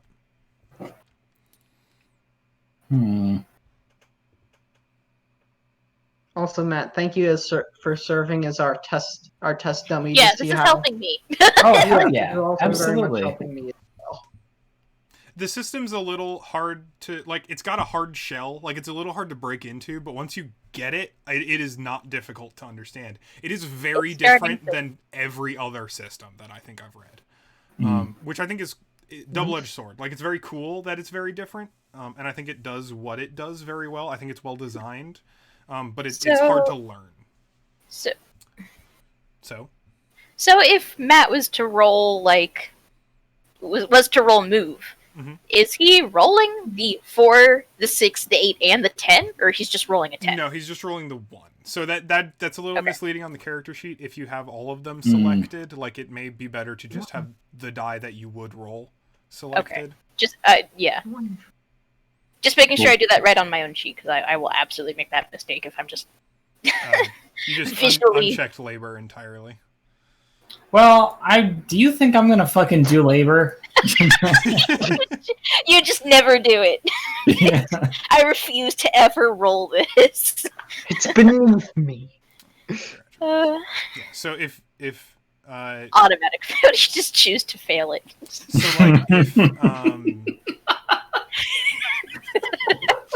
so like if Matt was trying to like escape from the Alliance, by literally like maneuvering through a densely crowded bazaar, I think On the Run would absolutely affect that. Definitely help with that. The fact that he was alluring would actually probably be a disadvantage to that, so you'd probably roll a d4 with that. You would roll a d10 for move, and I think if this is just physical movement, then you'd be rolling your d8 for physical. So you'd be rolling a d8, a d10, a d4, and another d8. And you'd roll all of those, and you would take the highest 2 dice and add them up. And pray for no ones. And if that's greater than what the Alliance rolled, then you would succeed. And I would roll first to let you know how that goes. Okay. And I've got some. So it's particularly in that situation. There's another thing called scale differences, which is which usually comes into play when it comes to ships specifically. So like if your tiny little like escape shuttle is against like a freighter, like there's a pretty significant scale difference there, and that will add like scale dice. But the same thing happens with groups. So if there's like 10 people chasing you, they're gonna get more dice because there's just more of them than you, instead of trying to roll stakes for every single of those characters. I add a d8 per point of scale difference. At my discretion. So if there are like 5 people chasing you, I'd probably add like 2d8. All right, makes sense. Yeah, it's neat. I would hesitate to call most of this system elegant. I think there are aspects of it that are pretty good. Elegant is a very loaded term when it comes to tabletop design, both tabletop RPGs and board games. People get into heavy debates about what is and is not elegant. So, what's your specialty in no? What do you know about? I know about the great many things. Earth that was? Do you know about Earth that was? Million things. Ancient Earth history? Do you know about the human diaspora? Do you know about space? Just space. Space. Space. Do you know I about guess radiation? what I'm trying to figure out is what makes sense for the character himself and what makes sense for gameplay. So like the organized easy crime would make a answer is lot of organized sense. crime. Yeah. That is definitely the easy answer. But I would also does something else point make toward. sense? So we've been focusing really heavily in on the Street Samurai thing. Yeah. We haven't played around a lot with like, okay, why are you alluring? What's up with that? Did you just take care of yourself very well? Were you taken care of very well when you were a street samurai? What do you know about that? Maybe you know something about like fucking facial reconstruction chemistry. Like, do you know about like makeup or appearances or disguises maybe? Which may couple when you're on the run stuff. Like, how long have you been on the run? Is this something you're very practiced and learned at? Do you know about escape routes? Do you know about like underground hidey holes? Do you know about people's physical weaknesses? Like, there are a lot of possible answers, all of which can come up, and much like Shadowrun, the answer is mostly it will come up as much as you make it come up. Yeah. I will definitely direct you towards things that are more focused or more broad, depending on what you picked. Like I said, I think organized crime would be good, but Yakuza would be too specific. Yep. I think like facial reconstruction surgery would be too specific, but you'd want to dial it back to something like cosmetic technology, maybe.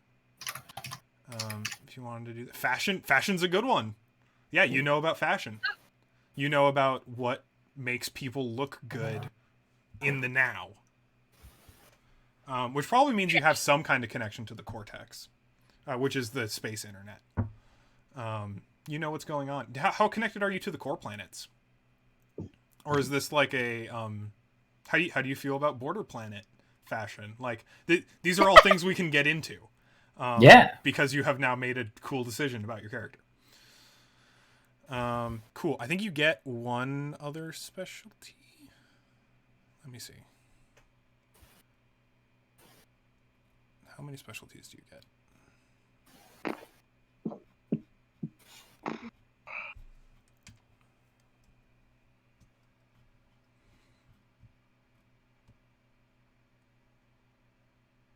Gold Prospector. I'll put that under notice. It's just a very silly distinction. It's very specific about, like, one of the triggers specifically has to be, this triggers when you are in pursuit of gold. It's very funny. And no other time. You have to be specifically like, when a thing you are doing may result in you obtaining gold, you get a special ability. And it's like, how often is this gonna happen? As often as you want it to, Mr. GM. Always. Mr. GM. Mr. GM. Always in pursuit of gold. GM. Never not in pursuit of gold. Bruh. Alright, so you get 3 specialties. Okay. And no is free. So you get 3 in addition to no. Okay. It looks like on the archetypes, they already have like some specialties laid out, basically. So you get... Wait, how... Where can I also look at this? So Just, it's not super clear. Because crew in member the crew archetypes? number archetypes, it says... So you have... in the crew member archetypes, it says you get a 3rd skill specialty. Which means you like get an additional specialty if you want to. It has to be on a skill rated D6 or higher, so it has to be a highlighted skill. Okay. but it doesn't tell me like how many you get or when you get them, which is annoying to me. What does that mean necessarily? Specialty is a subset of skills that cover specific areas or subjects otherwise included with the skill. If you want your crew member to be especially talented in a certain area, take a specialty in a skill. All specialties add an additional D6 to your dice pool when applicable. Skills with a D4 rating cannot be assigned a specialty. If you have a no rating of D6 or higher, you may assign a no specialty for free when assigning specialties. This free no specialty does not count against the total number of specialties you can mark in the step. Examples of specialties include, but when? When do you get to apply a specialty? And then it just moves on to signature assets. Oh wait, no, here we go. Assigning points to specialties and signature assets. You have 5 points to assign to specialties and signature assets at character creation. Each point may be used to A. Add a specialty to a skill. B. Create a signature asset at D6. C. Step up a D6 signature asset to a D8. That's it. Okay. So you get 5 points, and you can either you get the no specialty for free. Okay. You can either create signature assets, make your signature assets better, or add specialties. I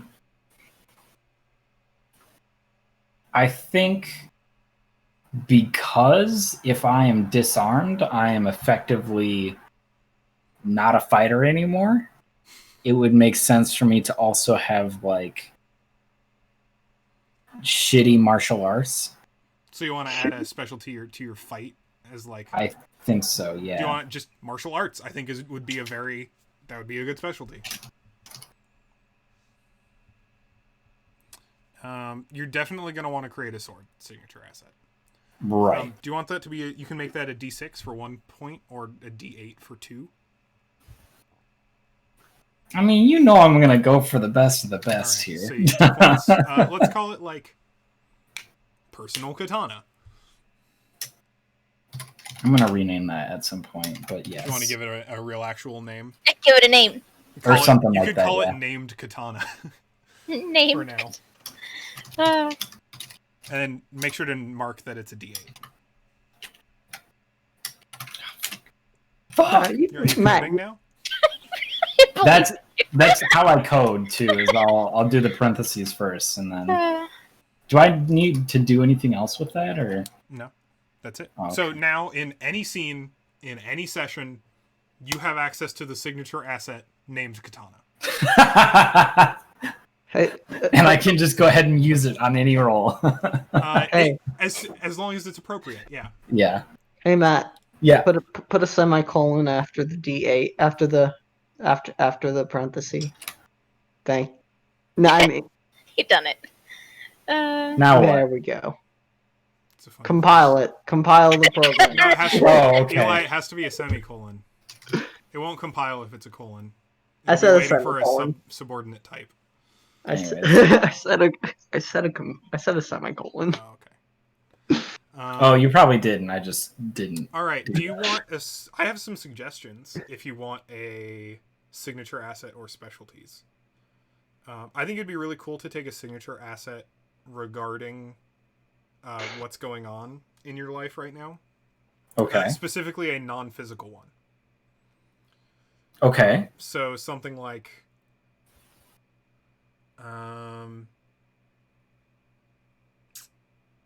I was going to say bodyguard training, but I think if you were rolling for that, you'd already be rolling for Street Samurai. I want to try and pick something that is connected to but outside of the 3 distinctions. I'm going to be right back. All right. So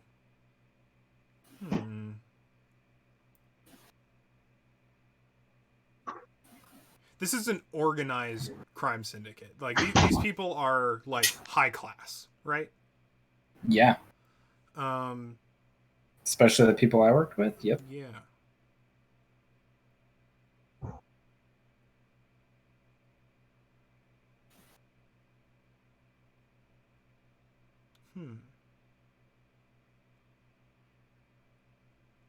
You could just create like signature asset polite disposition. if that makes sense, because I don't know what your character acts like, but some like core part of your personality that is just akin to like you can interact at high class with people. Like you are used to being in a room with people who have a lot of money and act very precisely. Yeah. I'm not sure what would be a good name for that, because I don't know if your character is polite. Like, is that true? Or maybe just like socialite training. Or God, these rich fuckers. D6. I would say he's polite. Polite. I think that's a fair assessment of who he is. King of fake smiles. Can hold a tongue, yours or otherwise. Yeah. Snatches other person's tongue.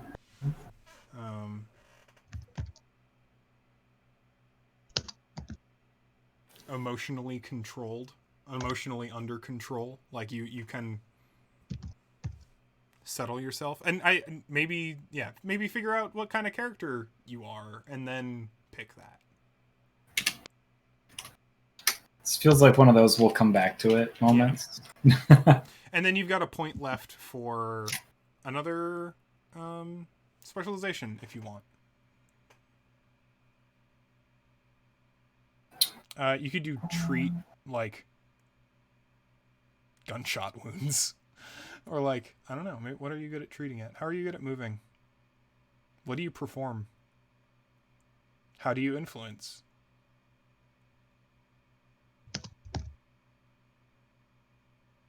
What are you good at noticing? Notice threats as a specialty for notice. Good at noticing threats. Perhaps. That's a good question. I don't like the idea of him being especially good at noticing. All right. You could do sneak exit plans.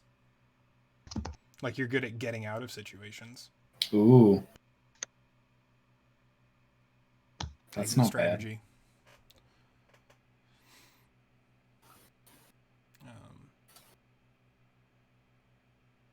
What would be a good trick specialization? Trick, like... Or we could take another D6 asset. Like... I'm thinking between... D6 completely jacked. No, he's not completely D6 jacked. chiseled jaw.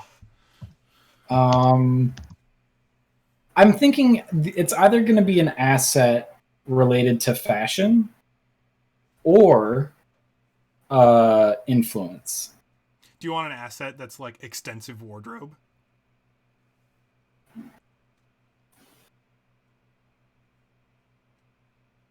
D6 extend, like you've always got something appropriate to wear.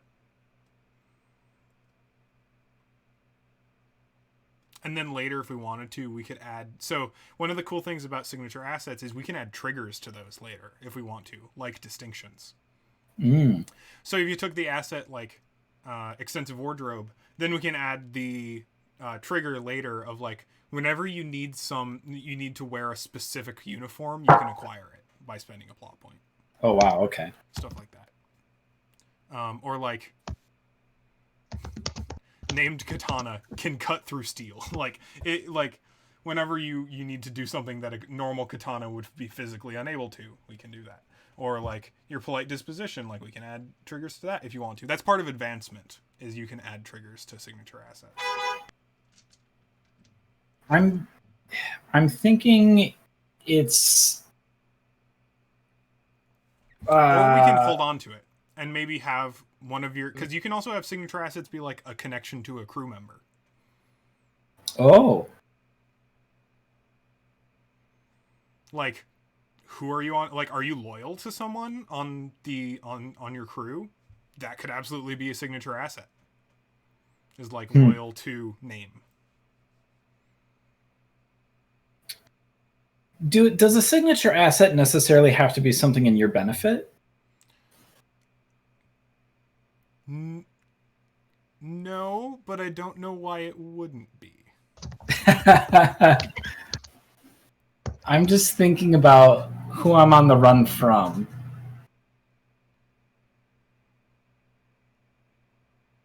Right. So that would be a complication. Okay. Probably one that I would bring up pretty quickly. So the things with complications is some of them go away very quickly.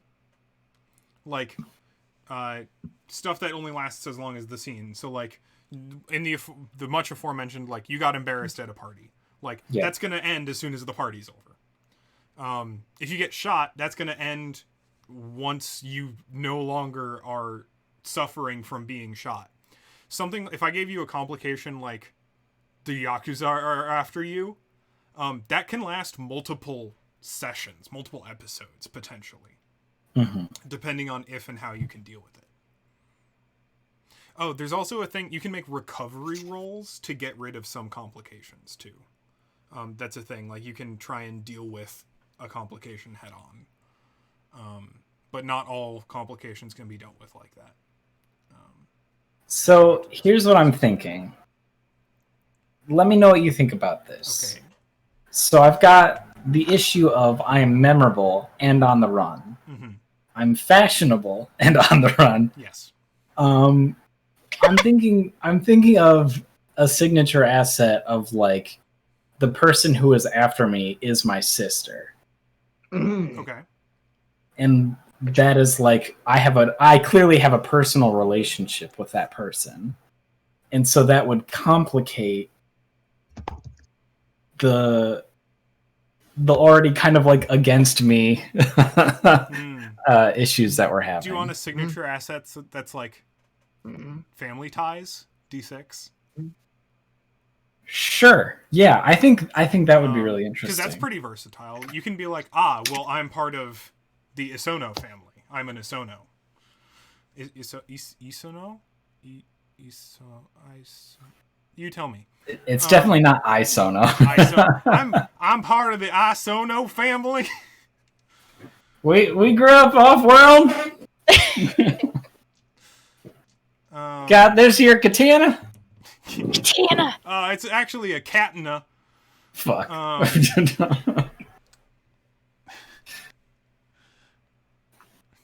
Shine Megami Tensei. I sure do love that animes. I need to leave. Anyway. But then, so like, so are we making the decision then that like you have family ties and so your sister is the one after you, or is it at least part of the reason they're trying to find you or whatever? She's involved somehow. Did my camera freeze again? Oh no, my whole screen went black. That's fun. Oh, that's exciting. Don't worry about it. I'm still recording, right? Yeah. Yep, good. Well, I'm streaming. Yes, I just. Oh, so you did, yeah. So if this is a powerful Yakuza family, then that can definitely be used in your favor in certain contexts, like out on the rim, maybe with other criminal organizations. Like, yeah, this is an asset. This can be used probably for you and against you. Like, I might also give you a complication, family ties, at certain contexts, or make you roll this against yourself. Yeah, I think that totally works. I think one of the things that we should do for that too is figure out like the totem pole of, and this doesn't need to be a right now thing, but the totem pole of like, where am I on the totem pole of the Yakuza, and why are they after me, and who is coming after me? Yeah, and who is coming after you, and why are and they how coming after deep? you? Yeah, and how deep? Or how deep? What was I going to say? How deep? How deep is your love? No. I think that's a hymn. How far down on like the family tree am I? How because I don't. are you? Yeah, well, because like I don't like the idea of like I'm like, I was supposed to be the heir of the Isono Yakuza. Like, nah, fuck that shit. Like, I worked for them, and that's about it. Mm-hmm. Okay. Yeah, I'm into it. Yeah, I think the answer is definitely like not super fun, not high up. Yeah. But also like you were relevant enough that they care for some reason. Like they are after you. Did you steal some shit? Like what? Why do they care? Because like sending someone across space to find you is a pretty heavy investment of resources. Mm. And it also depends, like, are they necessarily after you? Did they put a bounty on you? And now other people are after you. Like, people are after you so that they can pay the Yakuza, which is probably a lot more likely than they themselves going after you. Yeah. Because why do it yourself when you can pay other people to do it? This is organized crime. Yeah, so this... And maybe your sister is also after you, trying to intercept you before the bounty hunters do. Maybe you don't want her to find you either. Who knows? I'm running away from the bounty hunters because they'll kill me. I'm running away from my sister because I don't want to talk to her. Your sister wants to help you. I don't know. Who knows? Yeah. Or maybe the bounty hunters want to turn you in. Your sister just wants to kill you. The opposite. I think that's really funny. I like that a lot. I think we need to. I also don't think it needs to be right now, but I would like to fits with this a little bit. But I like this beginning. Absolutely. I think that's. Yeah, and then bio info. So like your name, description, background. To further flesh out your character background, take a peek at the distinctions you've chosen and think about where you've been for the last few years, where you're going in the near future, what your role was in the Unification War, what you're doing to keep your head above water, how you feel about the politics of the verse, which planet, space station, or moon you hail from, what you think about the other 4 systems, if you believe in Reavers and think there's a monster waiting for you in the black, why you want to be in a crew, whether or not you're the spiritual sort, what kinds of tools, foods, musics, and tools is not in that list. What kinds of foods, music, and clothing you fancy. Congratulations, you've got a shiny new crew member. I'm going to ignore most of the politics and Reavers and the lore. Yeah, that sounds like a good plan. I mean, if you want to. Oh, excuse me. It may or may not ignore you. Politics? What's that? That's an asset. D6. Politics? What's that? Honestly, though, like that would be a perfectly reasonable asset. It's just like I don't know or care about whatever all this is that you're talking about. Oh. All right, I need to use the bathroom, and then we'll be back, and we can deal with the other 2 characters. All right. All right. I will think about this. I will actually also quickly be back. Hmm?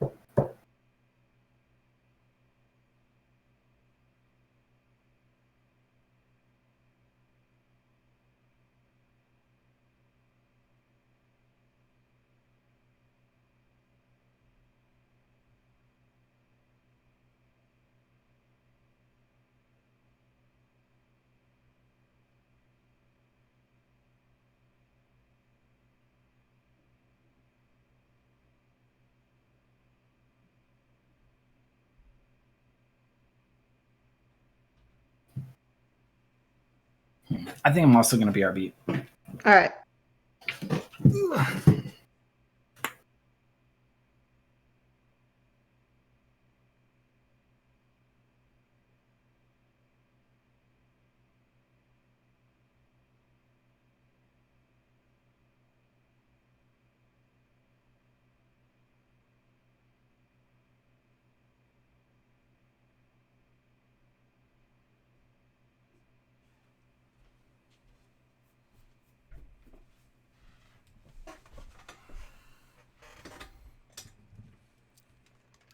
I return.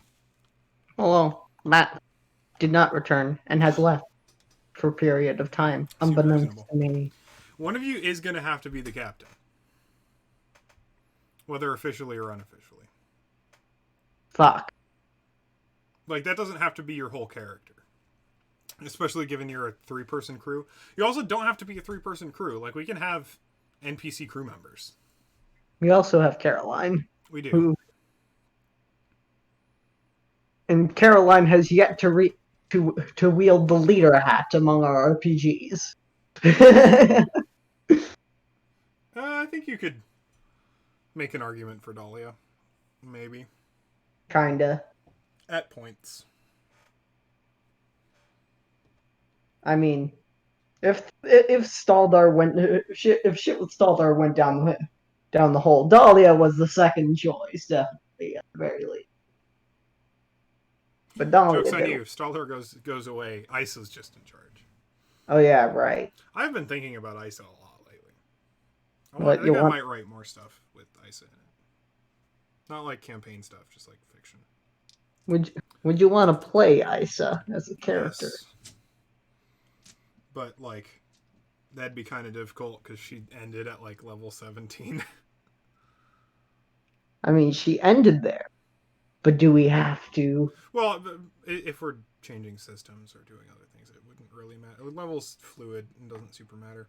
I don't know. I don't think she's super conducive to like the D&D adventuring lifestyle. She's kind of a personal and political figure now. Like, Yeah. I don't think she would do well in a party. Yeah, but hear me out. What if prequel?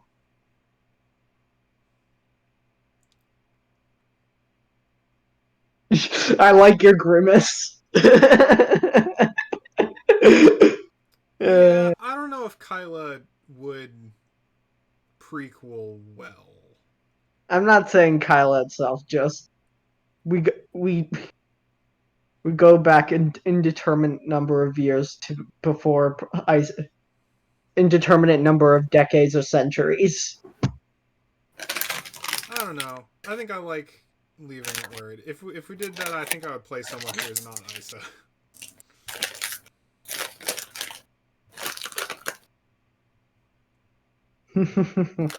All right. I mean, I'm sharing my screen now. Ooh, is it your turn? On the hot seat? I go. Not quite.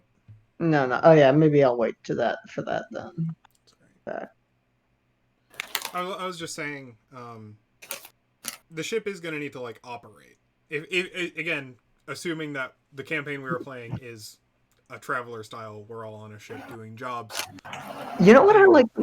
You know what I like the idea of? We're all on a big RV on a single urban planet doing bounty hunter odd jobs. Just doing odd jobs. Odd jobs is fun. Yeah, but then like, what's the RV adding? Why not just make it a space thing? Also, we have a ship sheet. I have a ship character sheet. I want to use it. I think the biggest distinction is basically going to be ship or space station.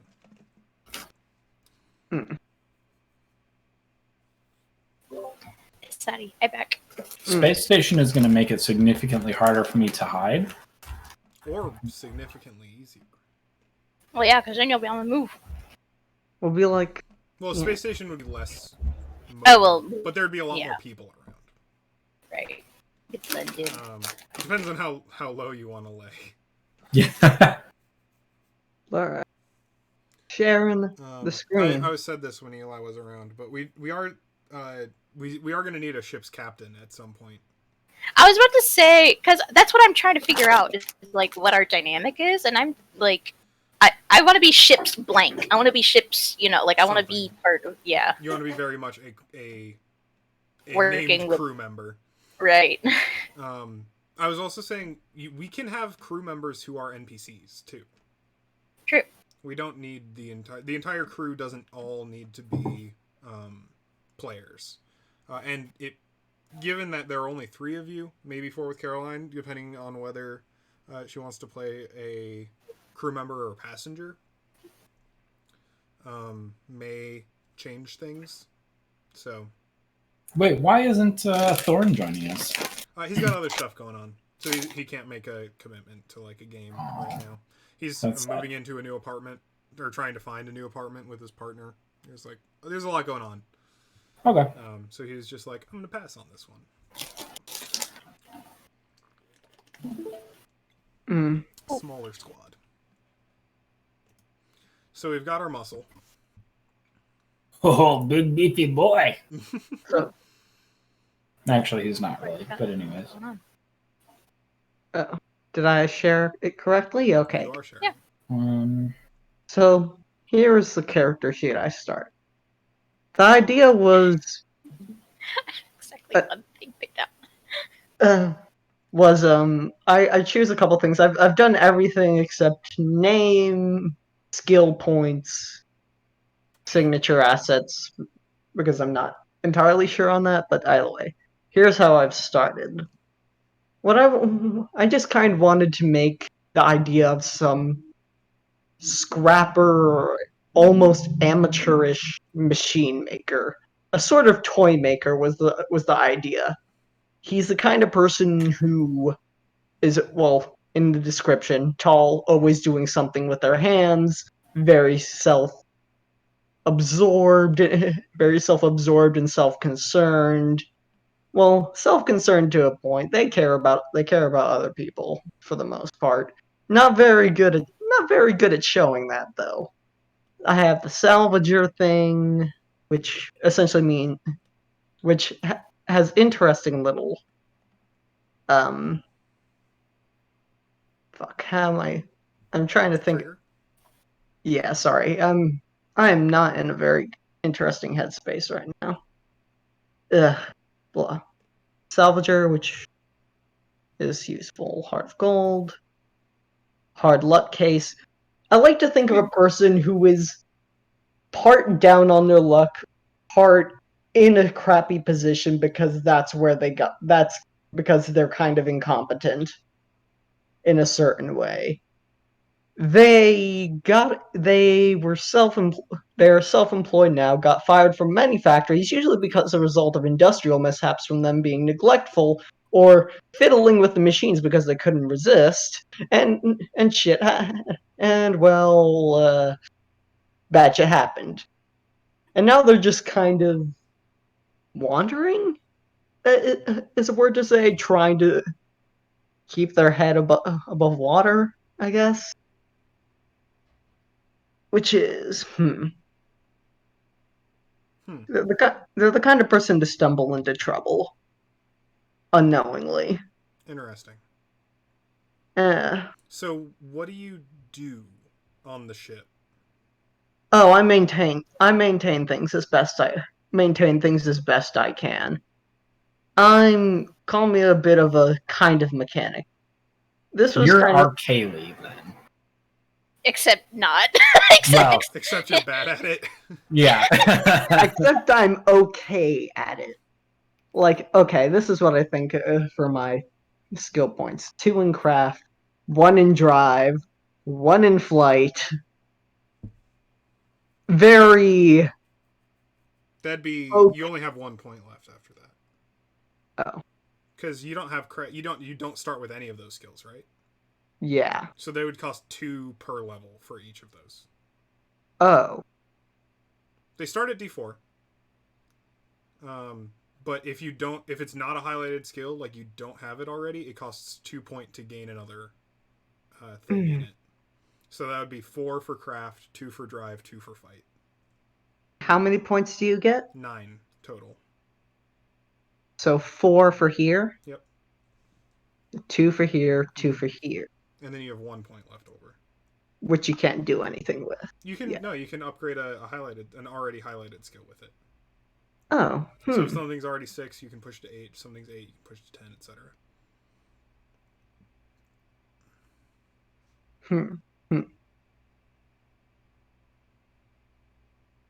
I think I would nudge you toward the direction of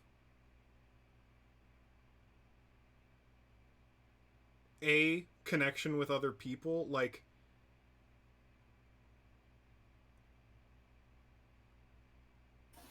this sounds like a very self-contained character and kind of self-concerned character. And that's not a very good for RP, I guess. Right. Like if you're I'm not sure how well that will play out provided that you're not the only one at the table. You're playing with a lot of other people, and one of the best things about RP is interacting with each other. And I don't want to say no. Obviously, I think there's some solid footing to here. I just want to make sure that you're thinking about the table more than the individual character.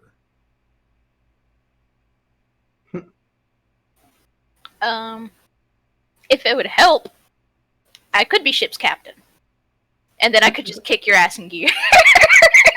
That's the thing. I don't want to make you. I don't want to make you be ship's captain again. Is the thing. I mean, I don't mind it. I really don't. If we think that will help things, that is a role I'm. Yeah. If we think that can. I think one of you three should be the captain of the ship. That's what I was thinking. I was thinking somebody. Especially if Caroline's not going to be here all the time. Not going to be able to be here all the time. And I'd rather not have the ship's captain be an NPC. Right. Because I'm more than talk about, like, okay, so then what characters do I get to build after this? Because luckily I'm in the position where I have a personality in mind, but it can fit, like, wherever I want it to. Yeah, I can. I'm playing very flexible this time, so. Yeah, I'll go ahead and put that down then. And again, like, if you want to be kind of unpersonable, that's super. That creates good drama. Like that can be super interesting. I know. I was just trying to inform myself on how I interact with people. Mm-hmm. It's kind of just. I'm not going to do a person who is bottled up all the time, if that's what you're worried about. I just want to make sure you're playing with everyone. All right. So there's not a lot of. Do you need any further help with that? Because you still need to highlight your triggers. You still need to pick your triggers. And you kind of jumped ahead to stepping up your skills, which is not a problem. Those can't. The order doesn't matter there. The specialties are necessary and signature assets. So you get 2 distinction triggers. Whichever 2 you want.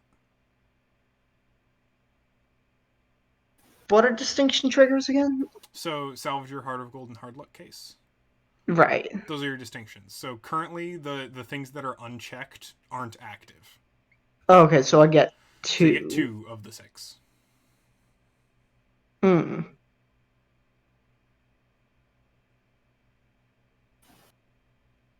I kind of like the idea of this. Gain 1 PP when you stumble into a situation you shouldn't ever be in, or otherwise hurt overhear something you shouldn't. Oh! Oops. Again, bumbling character. This is kind of what I want to go for at times. So, okay, and this is why we can't have nice things. Turn one of your assets into a complication of the same die rating to gain 1 PP. Is this maybe too... do you think that'll be a bit problematic, or... Depends entirely on what you do with your power points, or plot points. Because those are both good ways to gain plot points. What are you going to do with them? Yeah. Make more assets? Do more die rolling things? There's a lot of stuff you can do with them. It just depends on what you want to do. And remember, like, the point of this game is not to win. It's to create good drama. I know. And both of those are good engines for creating drama. Yeah. Alright. And signature asset. I like this idea of this guy is just, again, a toy maker of sorts. He has a hobby, and that's So when you say making toy toys. maker, do you mean like little automata or like Yes, actual very toys? little Or automata for the most part. Tiny little clockwork. Not does he exactly sell clockwork. them? Or Oh yeah. I'm assuming he. I probably shouldn't. Um, like I mean, what does he sell them? Not much sell them as much as he gives. Yes, he'll sell them to somebody who wants to buy them. He's happy to give them out. It's a hobby more, but then again, that's a hobby. I shouldn't define somebody on the hobby. it's just what they like doing. Yeah, maybe that's a bad way to make a character. I mean, if that is what like they can be defined by that, if that's what you choose that they are defined by, like is the core tenet of is that how you would define the core tenet of this character? No, I guess not particularly. Sorry, I don't know. My mind is kind of blanking right now. That's all right. Do we want to maybe Take 5. well, no, I mean like move over to Hannah's character and maybe you'll get some Mm-hmm. inspiration on how that those things are connected. Yeah. All right. Sure. I need help. All right, let's figure you out. Share my screen.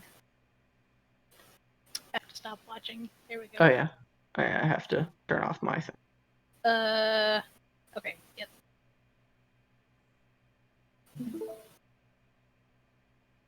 So I'm Captain. Ship's captain. I chose Yeehaw because Yeehaw. It's a very I do really love that distinction. I think It's very funny. really good. I don't know about the last one. The last one's tripping me up. What resolution are you sharing in? I have no idea. Like, I believe the resolution is called hot shit.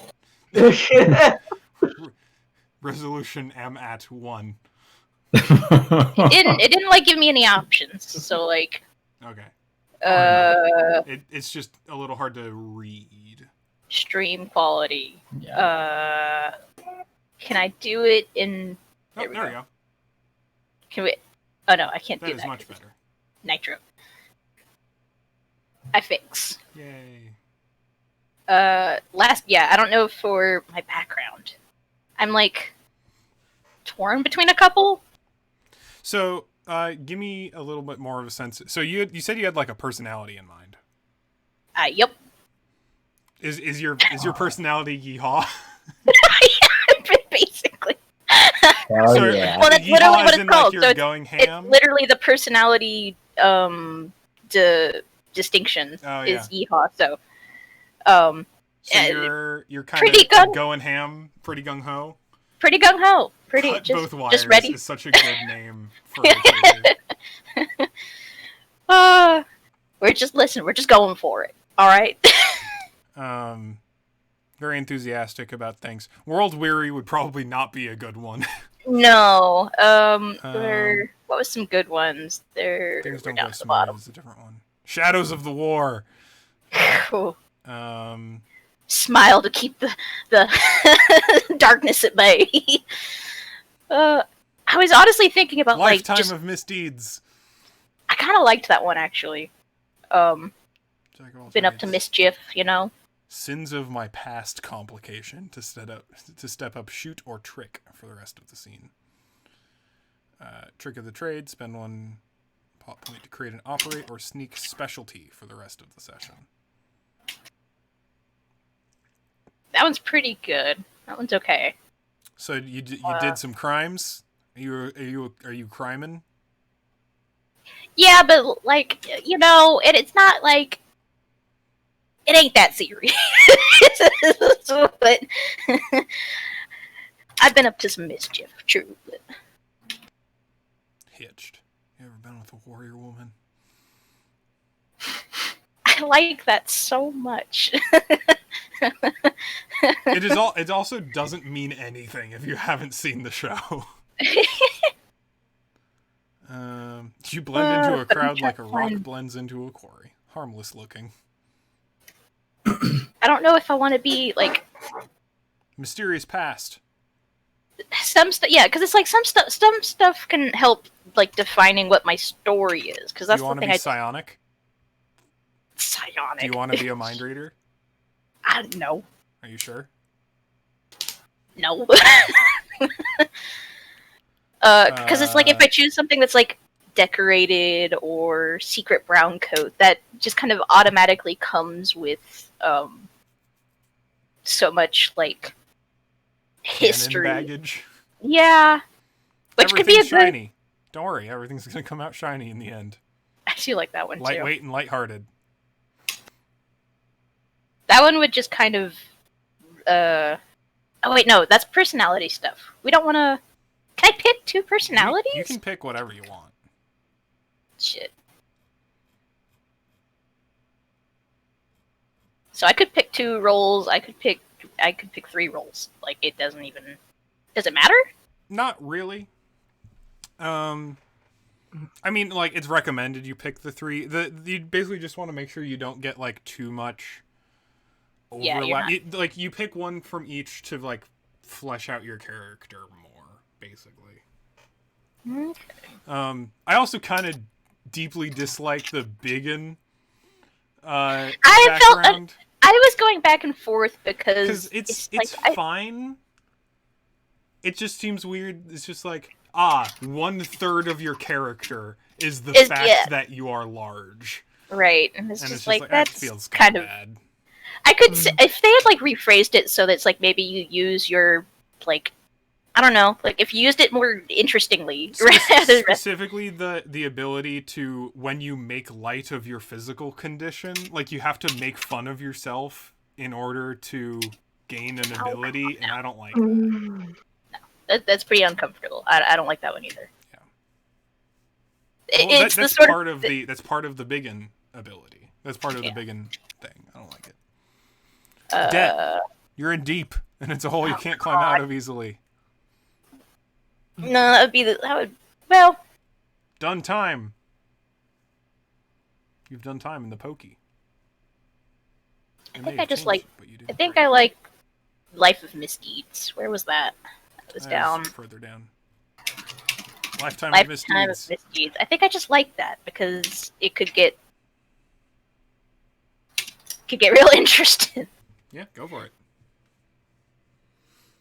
So yeah, what Broad. do we want to define what you used to get up to, or maybe what you are still getting up to? Oh, I just super opened up a program that's gonna slow my whole shit down. Yeah, it might help me if we do that. But so I'm a ship captain. We can kind of maybe work from that point. Yeah. Do we want to like define what this ship like is? What we're doing? Yeah. So what do you need? So you've got a captain. You own the ship. Presumably you're. I don't know. What are you doing? What do you do with the ship? We've got. What do you do with the ship? What do you need a samurai for? And why do you have a machinist? That is not very good at what they do. Well, you get what you can pay for. Yeah, you're paying me quite well then. If you can pay for a good machinist, then I don't think we can. Yeah. I don't think we can. Here, I'll reset these real quick. Yeah, I mean, so it sounds like I might be partially on the run, but not like it's not so much that I'm on the run in the same sense of our samurai, so much as maybe I've gotten out of the way, and now I'm kind of banished to the outer circles. Not running, just hanging out. I just don't know what I would have done. We don't need to define it right now. Have Yeah. you always been on the outer circles, or are you are you born and bred on the on the border, or are you a runaway from the core? I'm from the outer. Gotcha. Makes sense. I almost took hill folk, but then it was really like not very interesting, to be honest. So you got a lot of ship options. Mhm. So we could just take the Firefly. that would make sense if you were very much into being like a smuggler. We've got salvage ships.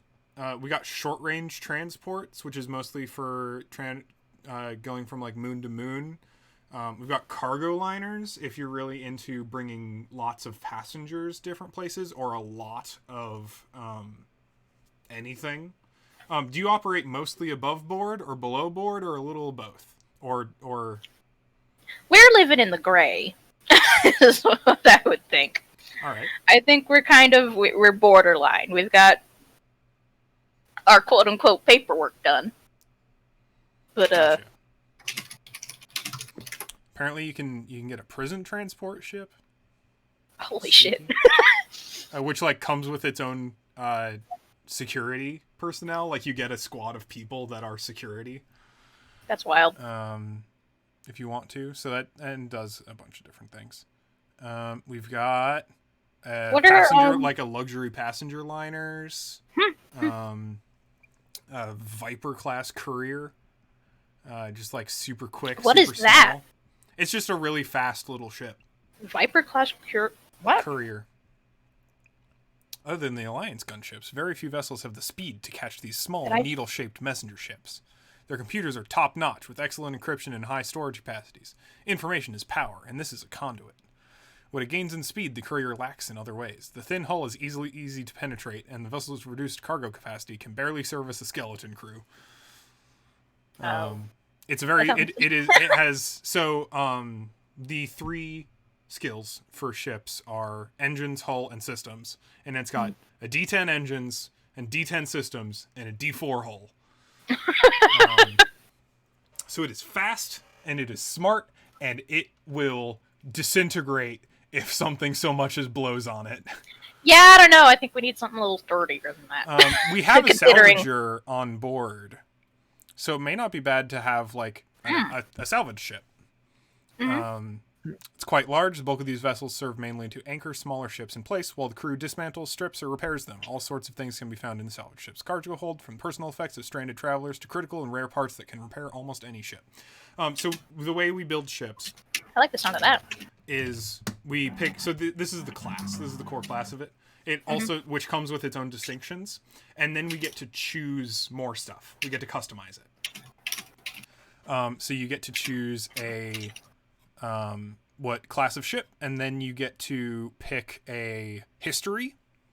So stuff like battle scarred or bad reputation or brand spanking new. Those are in the B section, which is basically a new interesting distinction. If you're looking for the quote unquote character options for these, they're in where does it start? Page 212.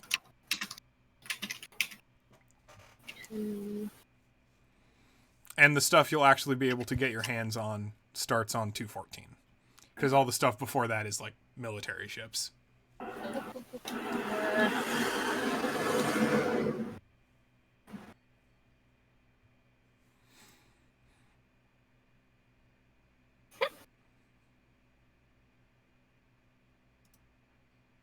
Okay, so that's the Firefly itself. Making our own ship. The Kintsugi is the top right option on page 214. Top right option on. It's Oh, on I'm the not same on the right. page as the Firefly. I'm not on the right page. Or am I? It's on the same page as the Firefly. These. It's directly to the right of the image of the Firefly.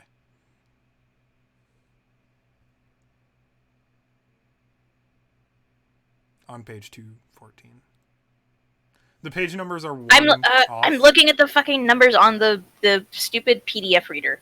Oh no, it's 215. Sorry, I also read it wrong. 215 on the actual pages and not the. Yeah. Okay, I see it. Jesus Christ. Kinstuki class salvage ship. And then, okay. So it's a salvage ship. It's got some triggers for being able to look for parts to fix the ship. Its other trigger is ripping and fixing montage, which is you can spend a plot point at the beginning of a timed action involving repairing a ship or gathering salvage. For each of your rolls during the timed action, your crew may reroll any die that comes up a 1 instead of accepting a plot point for that die. If a die comes up as when one is rolled, it may not be rerolled a second time. So you get, if you're like, all right, we've got X amount of time to find all we can in this ship, then it helps you with that. I like the sound of the Kintsugi. What do others think? Have ye any preferences? For what again? Sorry? Not For ships. particularly. I think the Kintsugi is since we don't have like a dedicated well, I guess we could technically as an NPC we could have like a engineer or mechanic type who would be Pilot or someone. Yeah, those types of people. I think you're definitely going to need some auxiliary crew. Yeah.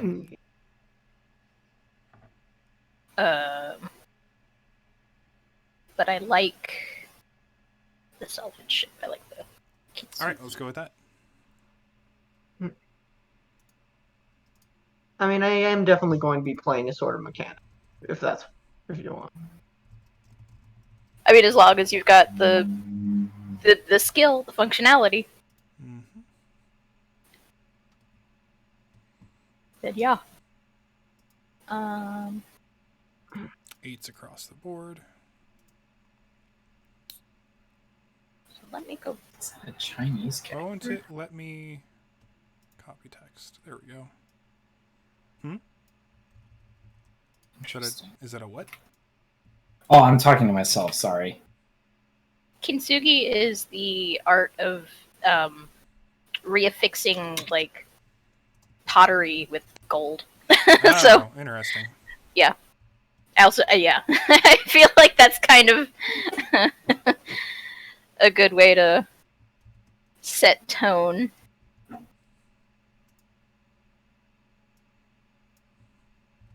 I will fill out the sheet, by the way, and send it Oh, to all thank of you. Okay. Oh, I can.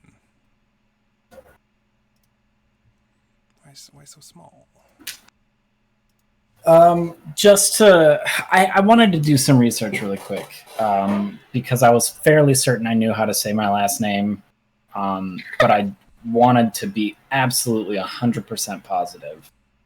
And I don't care if we anglicize. Anglicize? It's just anglicize. Okay, I don't care if we anglicize it a little bit, but it should be Isono. Isono. Isono. Okay. But if you want to just be like Isono, that's not going to bother me. Isono. Isono. Yes. Gotcha. All right, so then we've got our base class. We get to customize it. And I have my background and my description Rad. at the ready. All right, so history. Battle scarred. It was in the Unification War. Bad reputation. Whoever you bought it from, it used to be a criminal organization. You didn't realize just how bad it was. You know that the previous owners of your ship were members of a criminal organization. You just didn't realize how bad until you realized folks get mighty ornery whenever they spot your boat in the sky.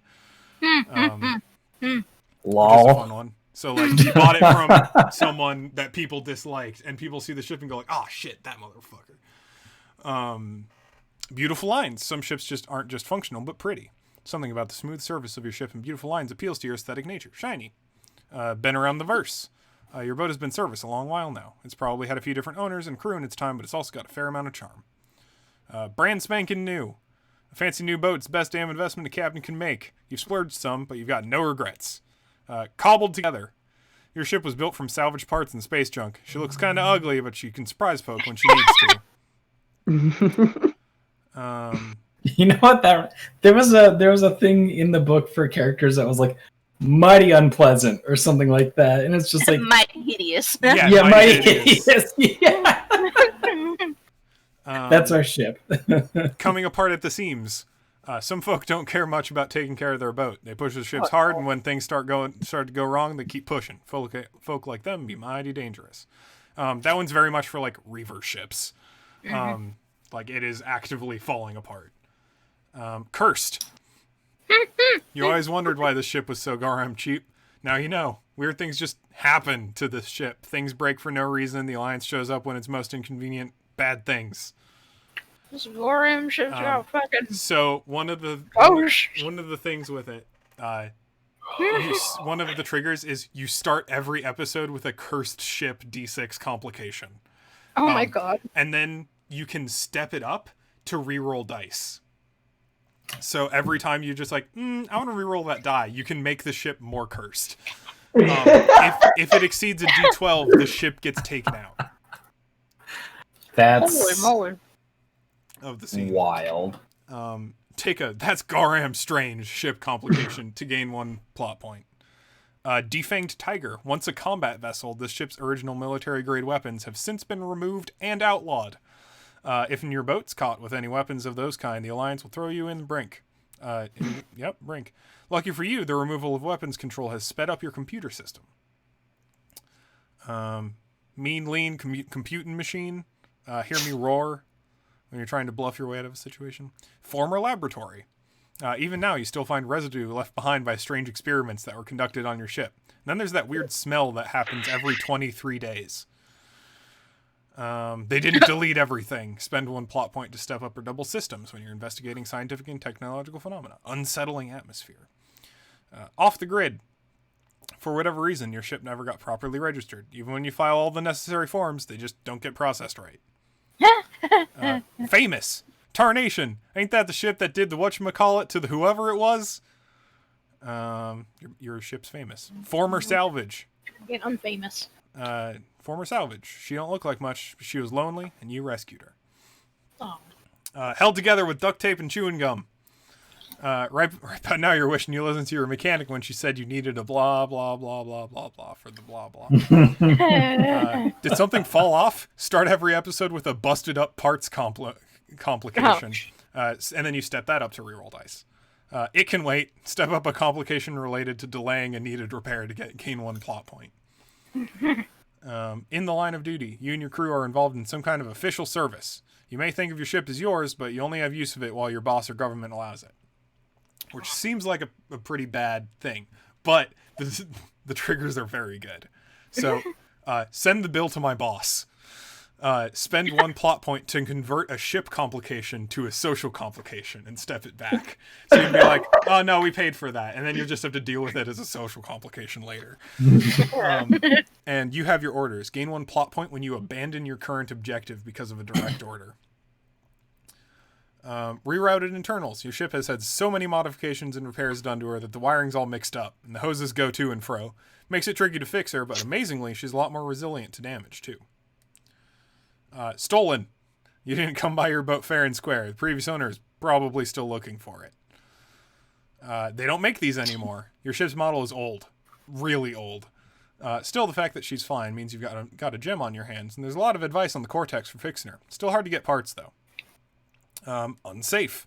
Why, officer, of course my boat is full up on her inspections. Why do you ask? Right. With the triggers, she's flying apart and loose internals. Oh god. Won her in a card game. You gamble more than you should, but one time you really stuck your neck out and you won big. And it's got the triggers all in, which lets you like reroll stuff when you're about to be taken out. And pass through many hands, step or take down a complication related to the weird repair jobs previous owners have done. And then customizations. So, we got a history. So this might get into more of like, okay, so how did your crew get together? Like, so you're all here together. How did you meet each other, and why? Why like was this your acquisition, Hannah's character? Solace. SOLACE. Solace. Like, is this ship your application? Then you went out looking for crew. Did you inherit this ship? Did you win it in a card game? Did you steal it? It seems like maybe a big ship to steal. It would be a little difficult. It is a salvage ship, like particularly. I think I've acquired it in the proper means. All right. Legally. But just because I acquired it that way does not mean it has remained that way.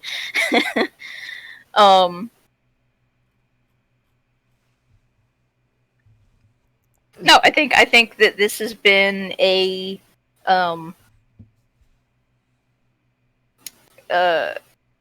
legitimate ship, a legitimate salvager. And that's maybe some of what you do is real actual salvaging.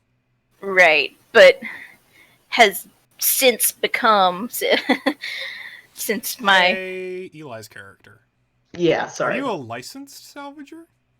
Oh no, definitely not. No. Look, here's the thing about my character. There's a reason my character is self-employed and not hired at, say, I can hear myself. Well, you're freelancing because you're under my employ, but you know. I hear myself echo in somebody's mic. Hopefully not mine, because I fucking adjusted my shit. Alright. Shrug. Well. No, it's definitely yours. God. Alright. Well, I can't hear myself now. Alright, so... It's occasional. Yeah. I can't get my mic far enough away from my stupid earpiece. It's as far as it goes. It's impossible. Yeah. But no, I'm not licensed. I was So again. you're definitely not aiding in the legitimacy of this salvage operation. Oh no! He says I did. Look. I Did wasn't. You lie on your resume?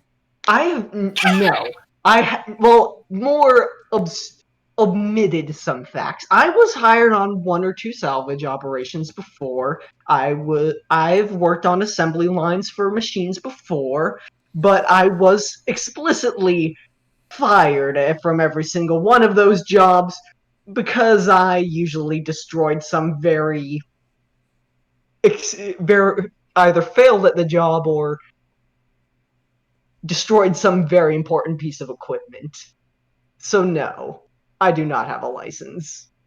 All right. Just wondering, because maybe you're hired on to try and make the salvage operation look more legitimate.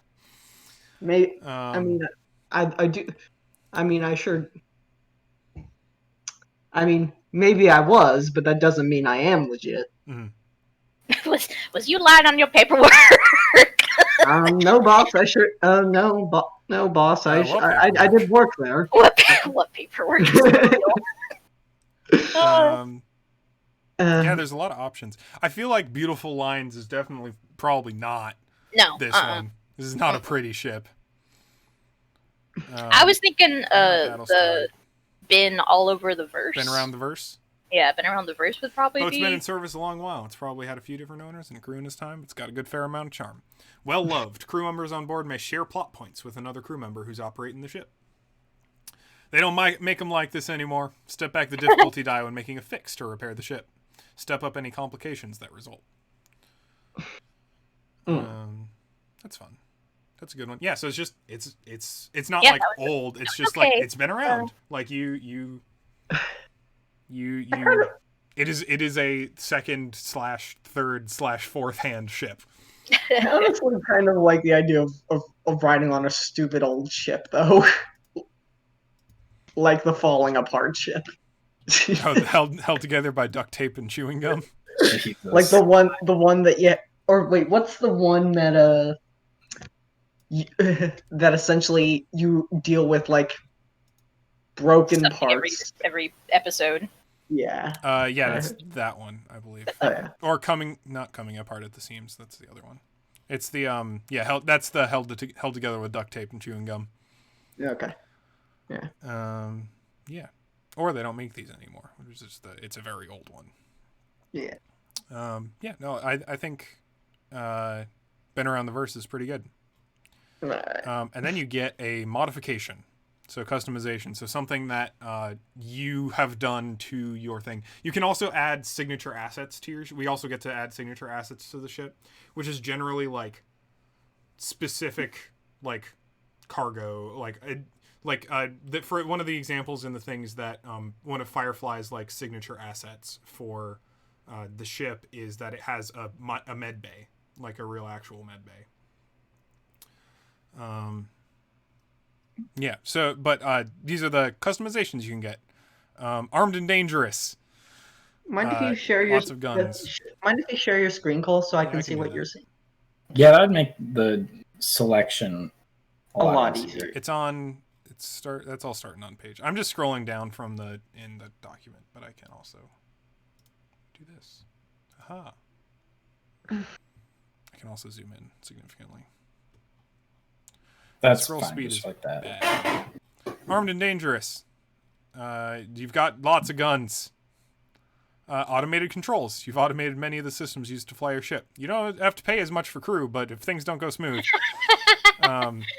which has the distinctions, I didn't expect to take us into combat. I love this one. I love this one really immediately. Take a system override complication to gain one plot point, or fewer shares. When you need to pay for parts or services, spend one plot point to create a don't need to pay for crew I don't have asset. I want this, please. Automated controls is pretty fucking good. It's a strong one. Broadcasting to the verse, you've got like a whole bunch of sensories and communications and stuff. Bull in a China shop, built for ramming, built for speed, built for stealth. Cruising the verse. Your berths are first class with plush velvet seats, stunning chandeliers, and lovely music. Probably not. If you squint your eyes real hard and just start pretend. every episode with an unreasonable customer demands complication. I love What it. if we just ran a cruise liner, y'all? I think again, like that'd be fun, and it's a very different game. Like this game is very versatile in good and bad ways. Like Holy moly! Yeah, deep space ready.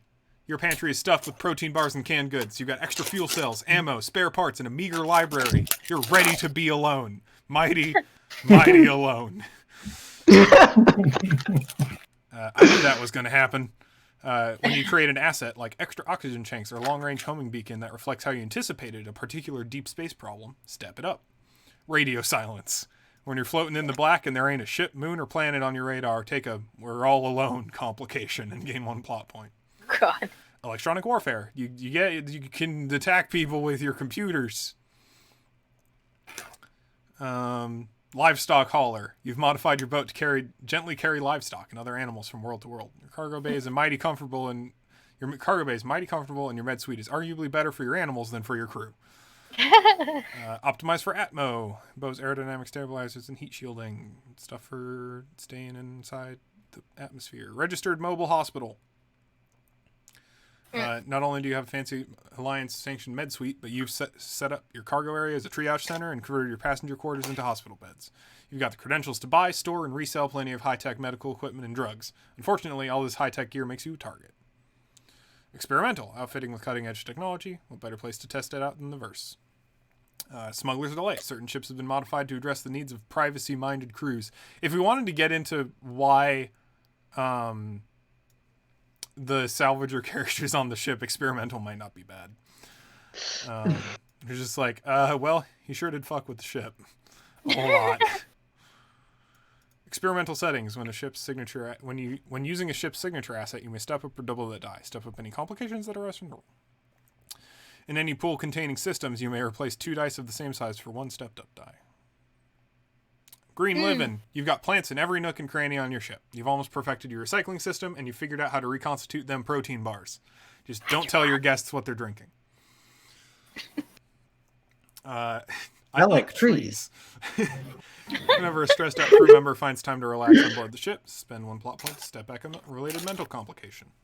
Organic life support. When a ship takes a complication related to damaged life support or its other self-sustaining systems, step it back. This is the thing I like about sci-fi that I will harken back to a whole lot in future stuff, is sterile environments don't make sense because plants are the best life support you can get in space. Yeah. I like green ships. That's just a me thing. Ordinary.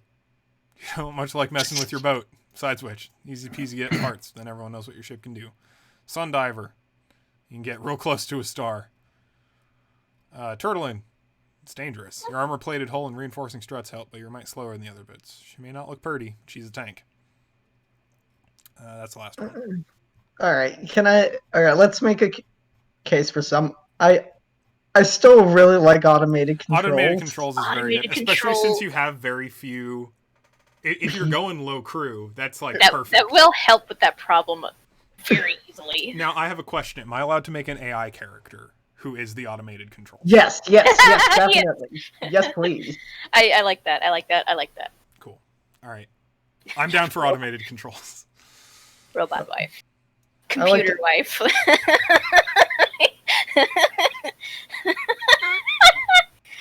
I changed one of my things to Hitch, and I'm just married to my computer. My ship. I'm married. It's a close relationship. I'm sorry you wouldn't understand. I've seen her. I understand. I agree. I'd be there too.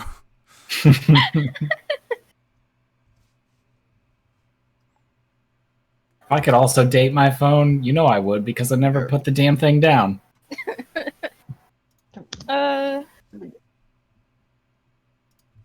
Always laying eyes on that blue tinted screen. Mind if I have some help with the rest of my character creation? Hell yeah. I Yeah, think sorry. Hannah is also going to need some assistance. Oh yeah, right. Sorry. I mean, I can be No, patient I because mean, you at the- had yeah, 'cause technically you're- started first. And we're not quite done with the ship either, but we can get Yeah. around to that. Here, let me. There's also some stuff I scroll can down figure to out the on bits. my own. I do like livestock hauler, but again, like that's really just a thing that they included because it was in the show one time. Yep. It's fine. It's fine. I'm a little sad we're not doing Green Living just because I like that utility, but I mean automated We controls have a is little also very hydroponics good. garden anyways because we like it. Well, we can add that as like a signature asset. Is like garden. Oh. Hydroponics garden. If we want to, we just won't get the same kind of like that'll just be a signature asset now. Like you Yeah. can if that comes up, we can Also- roll it. It just also, won't if be you- on the same tier because like default. One of the things is so like you can increase distinctions really easily by like advancement. Signature assets you can only get from like D6 to D8. They're not as interesting, and they're not as broadly applicable as distinctions generally. Is how that works. But we can absolutely. I would like your salvage operation to have a little hydroponics garden. That would be fun. Yeah. So who needs help and why? Why do you need help? Goddamn. I guess I just need Oop. through Sorry. every way. I accidentally dropped out of the call. Yeah. Turn my camera. I was about to do the same thing. Firefly. It gets confusing with that. Alright, so With I what? guess The going live shit. Yeah. alright, Yeah, so switching between. Well, because the streams. red button is stop watching when you're watching someone else's stream, but it's And then it hang turns up into when it's disconnect your- call. when you're streaming. Yeah. okay. Signature alright. assets and specializations, right? That's what you're up on. Yeah, that's what I'm up on. It shouldn't. You get 5 points if I remember correctly. Yes. 5 points. So what do I do with those points again? All right, so you get 5. You get 5 points, and you can, for a point, you can add a specialty to a skill. Specifically, add a specialty to a skill you have at D6 or higher. So it has to be a skill that you're skilled at. Yeah. A skill that you're skilled at. Make a signature asset at D6, or make a signature asset. Bring a D6 signature asset up to a D8. Oh, okay. I have an idea for one thing for fix. Sure. Ooh, that's good. Improvise. So that's already a skill, and it's called craft. Oh, sorry. Fuck. I didn't. Damn it. No, like that, and you're good at crafting. If you wanted to, I think if I want to go for like the flavor you're going for craft, you can put like craft inventions, like, or wacky inventions. I don't know. Craft something, just something. That'd be the worst specialization ever, is just the word something. Have you seen My Hero Academia though? I mean, that I forget her name, but she can just produce anything from her body. Oh, so yes. I love her. I have forget not her name too. Seen My Hero She just Academia. pulls fucking random shit out of, like, what? Do you need a cannon? She can just pull a cannon out of her body, fully functional. Yeah, but craft is kind of your like, I need to build a thing quick skill. Yeah. Like, if Ripley was making the flamethrower in Alien, she would roll craft. No, she would pull it out of her body. Directly out of her pants. Just cannon. Straight up through her fucking abdomen. Just like, Emerges from that the shit's spine. whack.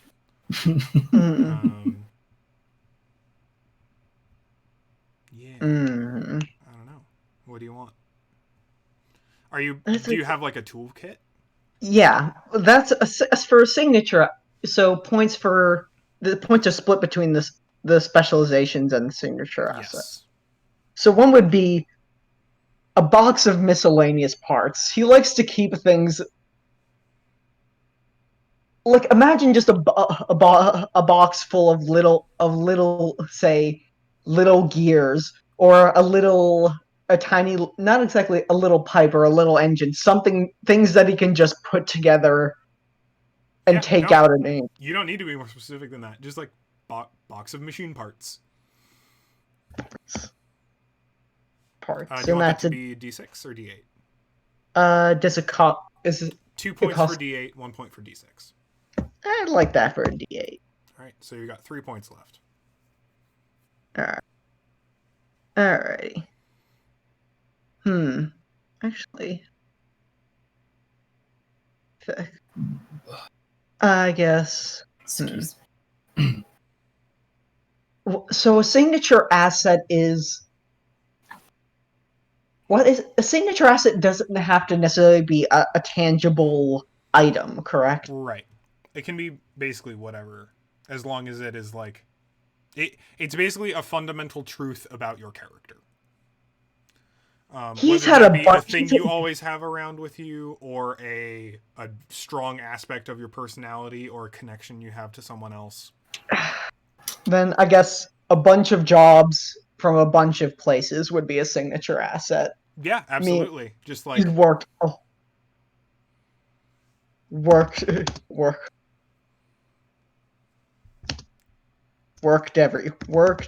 everywhere, I guess. Yeah, and that'll no, be that D6. absolutely works.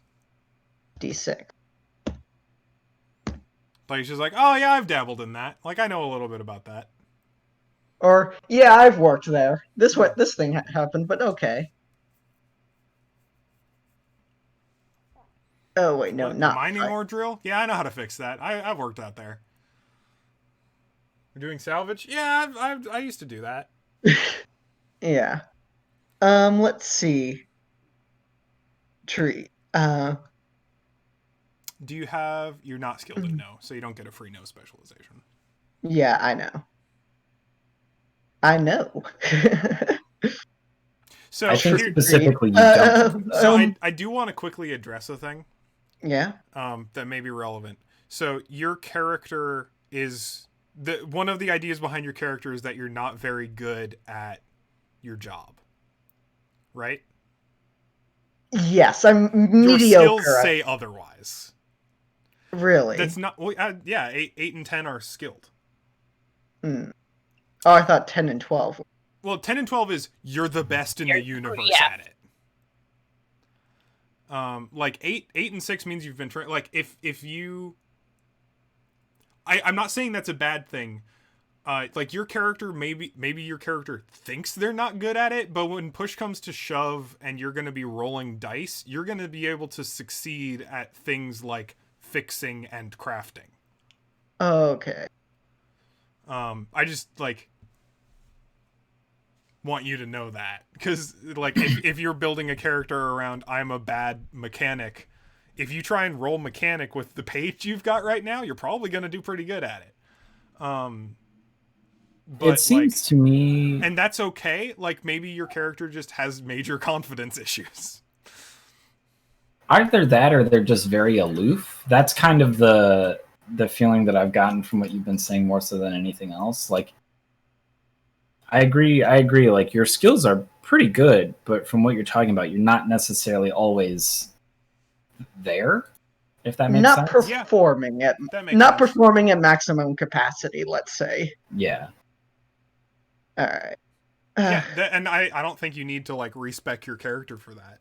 Mm-mm. I just want to make sure you're on the same page with your own character, basically. Yeah. I don't know. I always thought 8 was kind of mediocre, but eight I is like you're good at it. Okay. And 10 is like you're very good at it. You have been clicking around on your skills a lot. I'm keeping track. Okay. Track of my. Don't worry. I just want to make sure you're not like off points.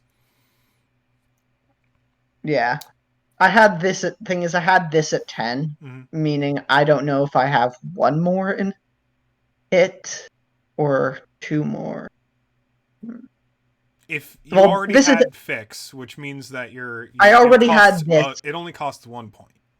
Yeah. So essentially, did you put something else up after taking it down from 10? No. So I have 1 point. Okay. I'll figure that out later. So okay, so now I'm realizing I guess I don't understand how we get these values then. How do we know what values, like how do we... So each of the distinctions you picked has highlighted skills underneath it. Okay, yeah. So that's where you start, and then you get a flat 9 points. So if a skill is highlighted, meaning it was one of your skills from your distinctions, it costs 1 point to increase it.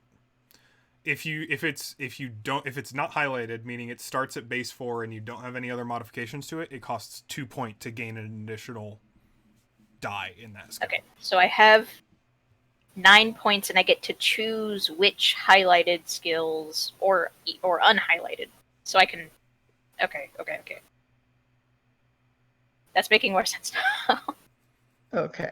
I wish I need a list. I would recommend placing your 1 point before it gets too late, Eli, just so you don't forget about it. It's just giving me secondhand anxiety. Okay, I'm sorry. Not like legit anxiety, just like, you know what I mean. I know exactly what you mean. In that case, I don't know. I'll just... Highlighted. Are you good at moving? Are you good at labor? That makes sense. Yeah, that makes... You work. Okay, so work.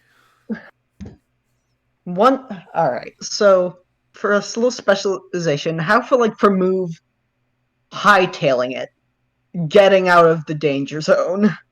It totally works for me.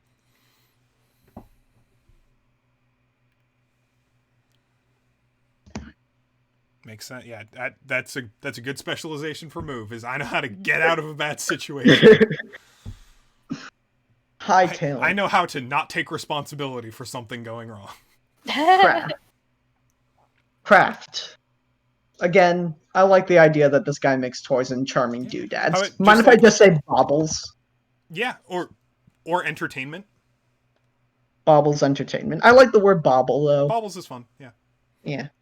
So I have, let's see, that was 3, so that'll be all 5 of my points in that case. Yeah.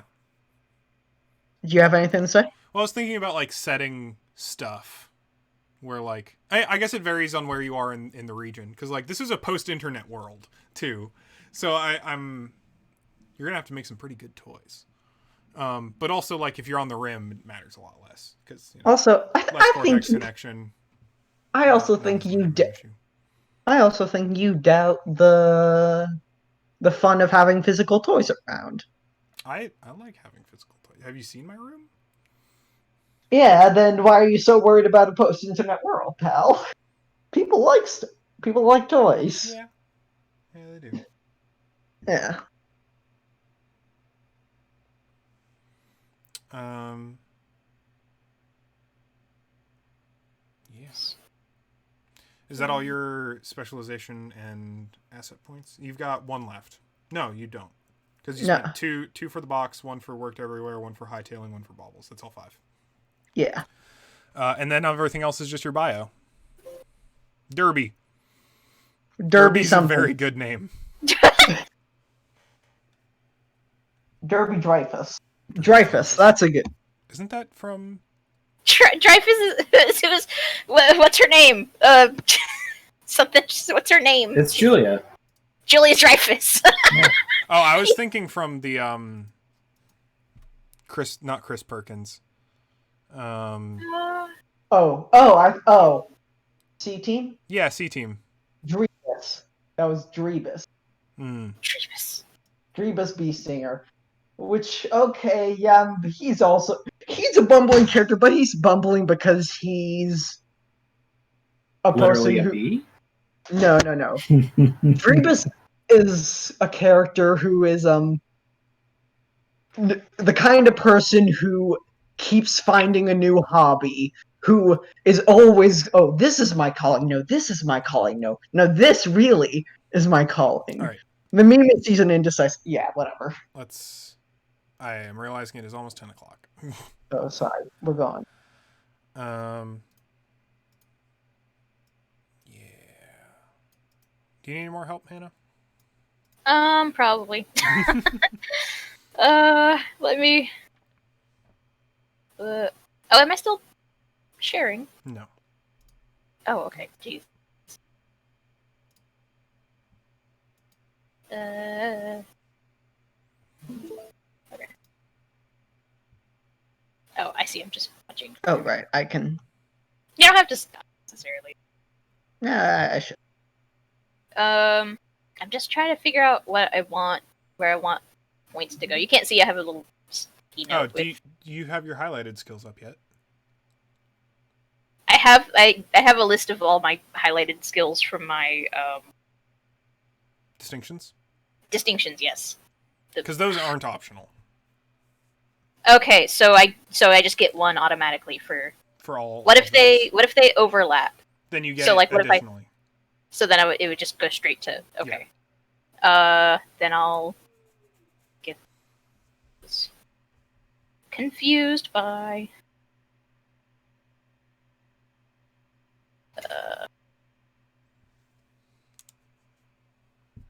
influence. So okay, drive twice, height, shoot, down there, operate.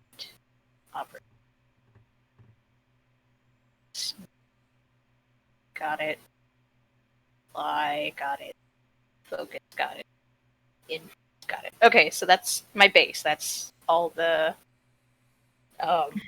It's your 9 from your distinctions. So then you get an additional 9 points to either step those skills up further or add additional skills. Okay. What do I want? Drive. We said is like your will, like your. No, that's For the ship? No, ship, no, that would be ship fly. would be fly. Yeah, that's what I was saying. Like, Focus is like your will. oh, then drive is. Land vehicles. Oh, okay, so then focus. Land vehicles as opposed to your as opposed to air vehicles. Like drive it, you'll drive anything that is on the surface of a planet. Like you'll drive a boat, you'll drive a train, you'll drive cars, you'll drive whatever. Fly is space stuff. Spaceships. Space vehicles. So that's 2. So notice is just being able to It's kind of your general perception. Right. Like, it's do you notice whether someone is subtly hinting at something? Do you notice what's around you? Do you notice stuff like that? Got it. And that costs 2 points. Oh, okay. So that cost 2 points. So now that was 4. Yep. So You've spent 4. 4, and then let's. I want to shoot good. Shooting good might be a good idea. I do want to shoot good, so that's 5. Especially because I don't think anybody else can so far. Nope. Correct. I am melee and nothing but. Great. I mean, Do I want? just avoid getting into gunfights. That's my specialty though. Is getting into gunfights. With a sword. With a sword. It's kind of like the Spanish Inquisition. Nobody really expects it. 7. Everyone just assumes it's for show. Yeah. And then they find out it is not. 7, 8, 9. Okay, so that's it. That's it. There we go. Okay. Survive. And then you get 5 points to split between signature assets and specialties. What do you have in no? You got a D6, so you get a free specialty in no. What do you know about? The rim? Yeah, actually. Backwater culture? what should I put here for the that? rim is probably the easiest one. That's technically a specific geographical region. Or not geographical, it would be stellar region, but the border planets. Or just border planets. The rim asterisk. Border planets would be more. Probably a better, yeah. Okay. And then wait, so I get that because that's because you have a 6 in no. If no is at all, if no is above a 4, you get it for free. You get that specialty for free. So then you have 5 points to split between signature assets and skill specialties. okay. So assets cost 1 per die level, so you can either make a D6 for 1 or a D8 for 2, and specialties cost 1 point.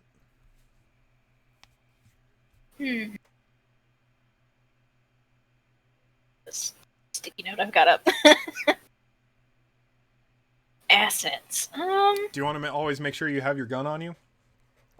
Well, so this is a fun thing. Is like you can know, so you can always shoot someone. Like you can just say, "Oh, I have my gun on me," and I shoot with it. But if you want to roll extra dice for having your gun with you, then you need to have it make it an asset. Then you either need to spend a point to make it an asset in the moment, or pack and heat. That's a good one. I was gonna say concealed carry, but sure. Concealed carry is good too. Like you could just pull it out of anywhere. You know, I got that motherfucking thing on me. I like pack and heat because that implies that you could use it socially too. Yeah. Yeah. Okay, so and I can make that a D8. Yes. Like I can spend. Okay. So that's 2 points for a D8. I think I want to do that. Which is more implies less so the asset of this is my specific gun, like Vera or anything, yeah. Or so much as I am always armed. I like that. It's fun. Never not armed. Always be shooting. Which also means that you can pull out a convenient weapon for any given situation. So I have 3 more Derringer points. You have 3 more points, yes. For either more signature assets or more skill specialties. I think assets are more fun, generally. Yeah. But specialties are good if you want to be very good at a specific thing. I'll say, I don't want to leave myself, like, completely high and dry over here, because, especially as, like, a captain, it would probably be good to maybe, like, fly or you do have a computer for that, but yeah, but like, what if something happens to her? that's true. Well, so that's the other thing I was going to ask is like, with this, since we kind of have the trio figured out, what other crew would you want to be an NPC? So we have your AI ship friend, who is basically your pilot. I'm going to say limited AI, like maybe not true AI. Oh, come on.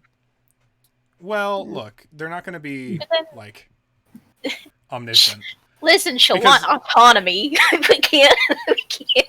Well, that's the thing is like the I mostly just want to want to posit that like most of their associated triggers are that, well, it's not as good as a real person flying the ship. Like, I didn't expect to take us into combat. is not maybe they're not the they're not like Gladys or Cortana Right. or something like that. They will have like a personality. They are like cogent enough to have a conversation with, but they're not like a fully autonomous being. Well, and right now, as I have it, it's kind of presumed that I've had this ship for a while and that I've been operating it for a while. Yeah. So it feels Did you weird. install Kind of. the AI? Oh, I don't know if I'm smart enough for that. I mean, So you it's could have just there. It's just been there. She came with it. Are you the ship's rebound? Oh my god. That's some interesting lore implications. That's really funny, and I like that. Just insofar as like, well, she got literally sold Aw. by someone else, so she's just like, yay, new captain. Bless her heart. Probably not like, oh man, I'm gonna have to channel some hardcore failsafe for this. That's gonna be great. Failsafe was That'll be wonderful. If you don't know, are you familiar with anything about Destiny 2, Matt? I am familiar with it as in I know that it is a game, and I know that there is a little robot buddy that you fly with. That is That's no. about it. So failsafe is a ship AI. Oh, okay. That crashed into a planet. That is who is awesome and a little bit sardonic. And she has a split personality, so she's got like a very tired, weary AI side in addition to being like this kind of A like chipper. a peppy, chipper, like digital assistant. But they both Okay. come off as incredibly sarcastic. I at love times. both of them. I love failsafe so much. That planet's gonna get exploded soon, and I'm sad. Womp womp. Womp womp. Oh, they wouldn't kill Failsafe, would they? Mm, Oh yeah, never mind. They killed the most enjoyable They character. killed the best character in the series, so well, that's probably mostly because Nathan Fillion didn't want to work with them anymore. I don't blame them. I I guess. mean, it just probably wasn't enough money. Hmm. But the anyway, I'm probably going to be channeling a non-zero amount of that character for this thing. I think I'm going to make that one of the signature assets for the ship is automated assistant. Do you want to give yourself like a name? Like I will eventually.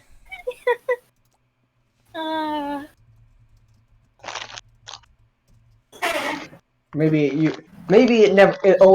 Maybe it's always changing names. oh, we're gonna have to AI name names. the whole ship anyways. You are. Oh yeah, she can just be the name of the ship. That would probably. It's just like, what'll I name her? And the ship's just like, I already have a name, actually. I'm named. You don't have to rename me. If you would like to override, I suppose I'll just be very disappointed. I'll just have to explode. I'll just sulk for a while in my data cabinets. I could rename myself, but there is but it just so happens that function is also very close to the life support systems. Who knows what would happen to them if I used that. The last time I remember experiencing pain is when my last owner changed my name manually. I did not like Janice as a name. Janet. List of fictional robots and androids. Ooh, Maria from Metropolis. Yeah. Maria. Oh god. If we're naming something after Metropolis, I would be scared of it. Talos. Talos. TikTok. Okay. Claptrap. Claptrap. No, please Okay. no. God no. Worst character in the entire series. He's so good. Hate him. What character? Sorry. Claptrap. Gross. Oh yeah, wonderful, lovely cat. Gnut. Jenkins. Still wondering what I need. Astro Boy. Can I quickly go over what I've come up with for my background for you? Absolutely. With you. So, and I mean, we can tinker with this as we need, but just a quick overview of background. Clara, who is my sister, got me this job somehow as a bodyguard for a top dog Yakuza. She's well respected in the organization. However, the man I was supposed to protect wanted to do something I couldn't abide, so I killed him and fled. You killed your quarry? Sure did. Yeah, that's pretty bad. Whoa. What was he doing? I don't know. Uh, I personally don't know at this moment. I just know it's something I can't abide. That's reasonable. So. Do you have proof? Ooh. I think if there was proof, I left it behind. I think it's a... So, like, you killed him for maybe a legitimate reason, but you can't prove that. Yeah, but you since lost the Correct. that you had. Yeah. That's super interesting. I'm in for that. That was going to be the hook for my Lancer character, but different. I know exactly what my Lancer character was up to. But this is a little bit more. Man, I sure do want to play Lancer. Hannah and I had a conversation about that because Hannah doesn't want to play Lancer specifically for the combat bits, which is a huge portion of the game. The game is fundamentally about mech combat. And I was just like, well, you could be like a dispatch. Like, I still love that idea. Just a voice in everyone's ear. What does that mean? Dispatch, the person who like sends people on their missions. Oh, okay, I like that. That'd be fun. And then I can like prepare a document for you to present the mission to everyone else. Ooh, yeah. And then I have like, I can give you dispatch homework. And you don't necessarily know all the stuff. You just know what I told you. No, I just know it. I love that because that gets rid of you for a lot of it. Yeah, I like. And I don't mean that as like a mean thing. No, I also want to automate myself out of the system. Yeah. That's so interesting. That would be again a bit more of a work heavy campaign for me.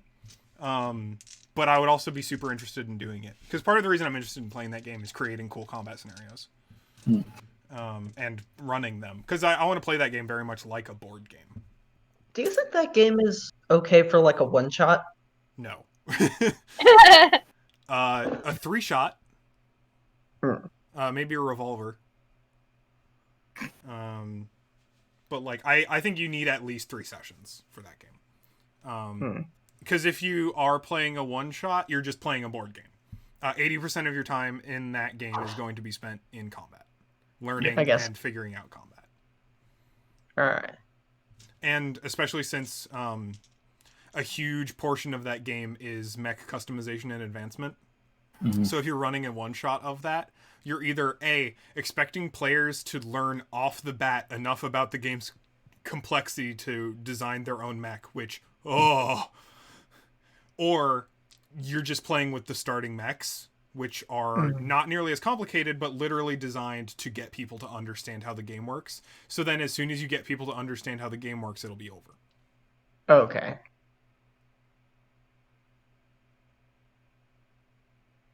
It is very much built for...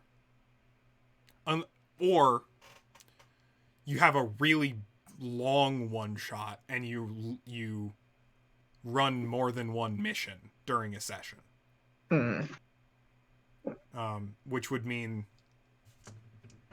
mission You did a presentation. good day. Mission, yeah, like a whole day. Because that would be like mission presentation, running the mission, downtime, mech upgrading, new mission, introduction, running the mission, downtime. Yep. Which is, yeah, that's a whole day. That's a whole day right there. That'd be a fun day. That'd be like a good bachelor party. But like, no. I googled the robot name generator. Self-reliant animal protection technology. That's a bad one. Why is Cole in here? My name is in here. Also, Uwu. Uwu. What is up with this? I'm up for it. Soda. Double O W U. Egg of Tron. What are these names? Egg of Tron? It is weird. Ratcher. Grezer. No, Cabe. no. These? No. Oxtron. No. Tron. Copper. Mig. Mig sounds like an insult or a slur I'm not familiar with. Bracer. Sterling. Sterling's not bad. Sterling's pretty good. Plexi. Ash. Ooh, Ash. That just makes me think of Alien. A Sixtron. Ogb. Scythe. Axel. Rusty. Remember it. Booker. Oh no, sorry, got it memorized. Damn it! Fuck! Oh my Fiber. God. I'm just kidding. Okay, here's a better thing. Shoot, what's her name?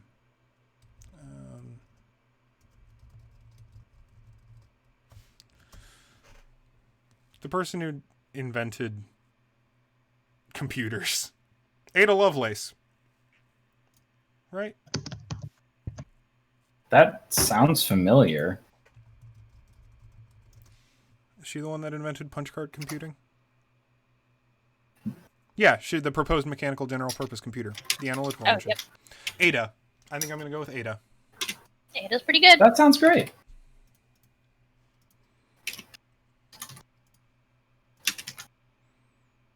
The automated data assistant. Cute. Totally works. Wait, in the early 1800s? Yeah. Math is old, yo. I know, but Math is old and people Math are has been smart. around. yeah. Ada particularly is an incredibly intelligent individual. Was. She's not alive anymore. I know. I don't know if you've noticed. That's true. She could have invented a time machine. Well, she died at 30. What is it with geniuses and dying early? Well, The that was also the 1800s. 1800s, yeah. Died of the plague. The plague was syphilis. Oh. I was gonna say tuberculosis, but that makes sense too. I don't actually know how she died. The 1800s. She died by the 1800s. Does anyone need any more character help? Oh. I'm think still trying so. to choose. So I have 3 points left, but I do not know where to spend Do you want me to just tell you? Oh. them. That might help. I still think Fly. How do you care about your ship at all? Yes. I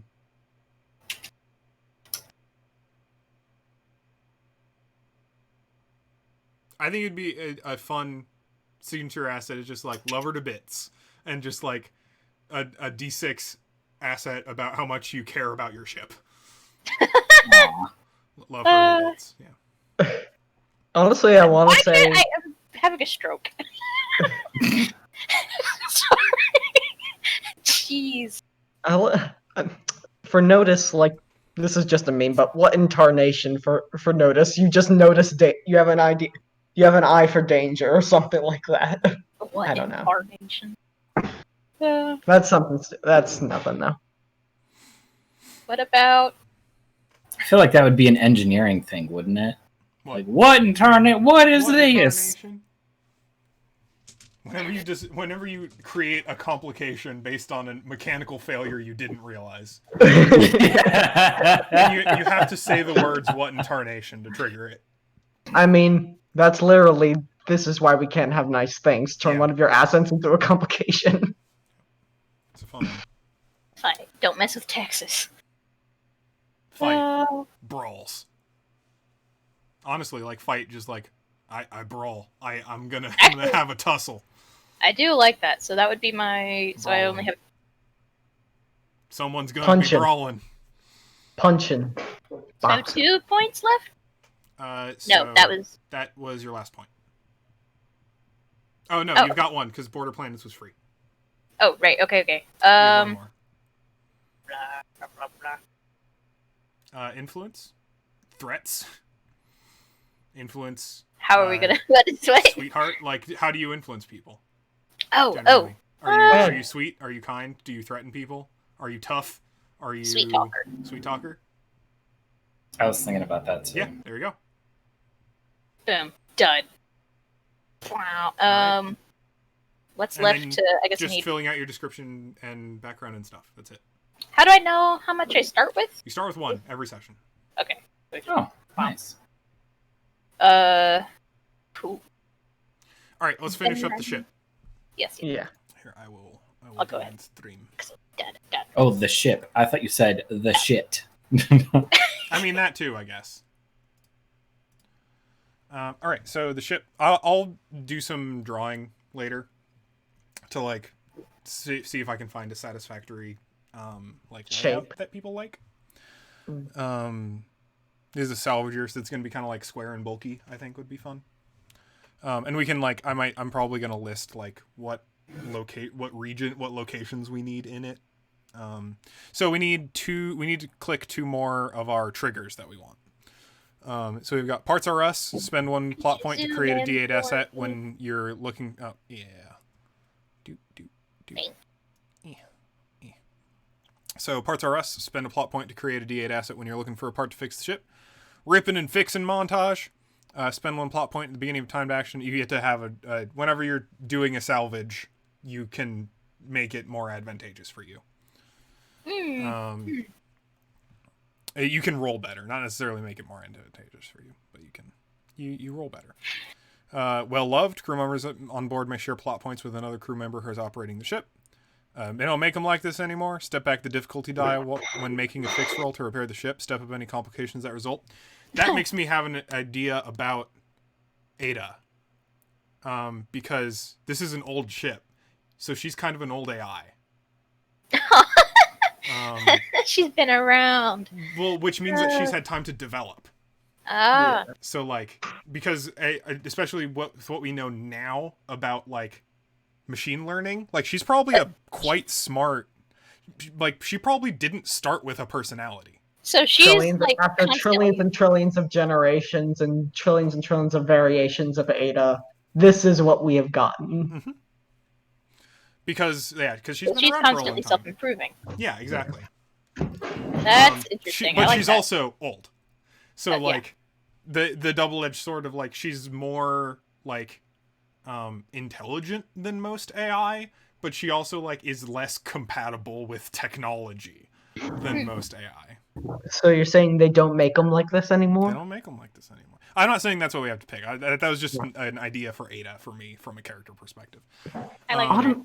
They don't make them anymore. Step back a difficulty die when making a fix roll to repair the ship. Step up any complications that result. Mechanically, these effects are pretty powerful because you may or may not actually get any complications. So, I mean, I think we all know what we have to take here. I didn't expect to take us into combat. Yeah. Yeah, I know. I wanted to take that. So she just like doesn't understand like Or You hostility. don't. You're not supposed to gun everything down. What? No, Or the maybe- opposite. Because you're a salvage ship. It's not like she's Yeah, we don't ever even been have a guns. combat ship. Or maybe So our just like captain, friends, and just like or maybe our captains rubbed off on them. No. we rubbed off the captain. No. Jesus Christ. Whatever you I two haven't do in filled your out all private the time is. I haven't filled out all the signature assets, so there may be some kind of like peripheral attachment that we haven't determined yet. Oh my no. So I didn't expect to take us into combat. Can we? Do we want that one? I want that one. All right. I want that one. So take a system override complication. So that means occasionally Ada will take over the ship to do what she wants, and that Pretty will much. make a complication, and you'll get a plot point for it. She's like, listen, I know I know what we're supposed to be. We're salvage. There's ships. Let's go salvage. Like, why are you trying to? Why are you fiddling with my directive? And then, do we want to also take fewer shares whenever you need to pay for parts or services? Spend one plot point to create a don't need to pay crew I don't have asset. Do we just want to go all in on Ada? I mean, what are the other options? I'm They don't make them like this anymore, which helps when Well you're fixing loved. stuff. well loved. Share Well-loved, platform. which is like the thing is that like if you have automated controls, people may not be operating the ship as much as they would Right, otherwise. so that it becomes less. That doesn't seem. You can make Parts salvaging better. I like the you idea can- of being able to actually do our job good.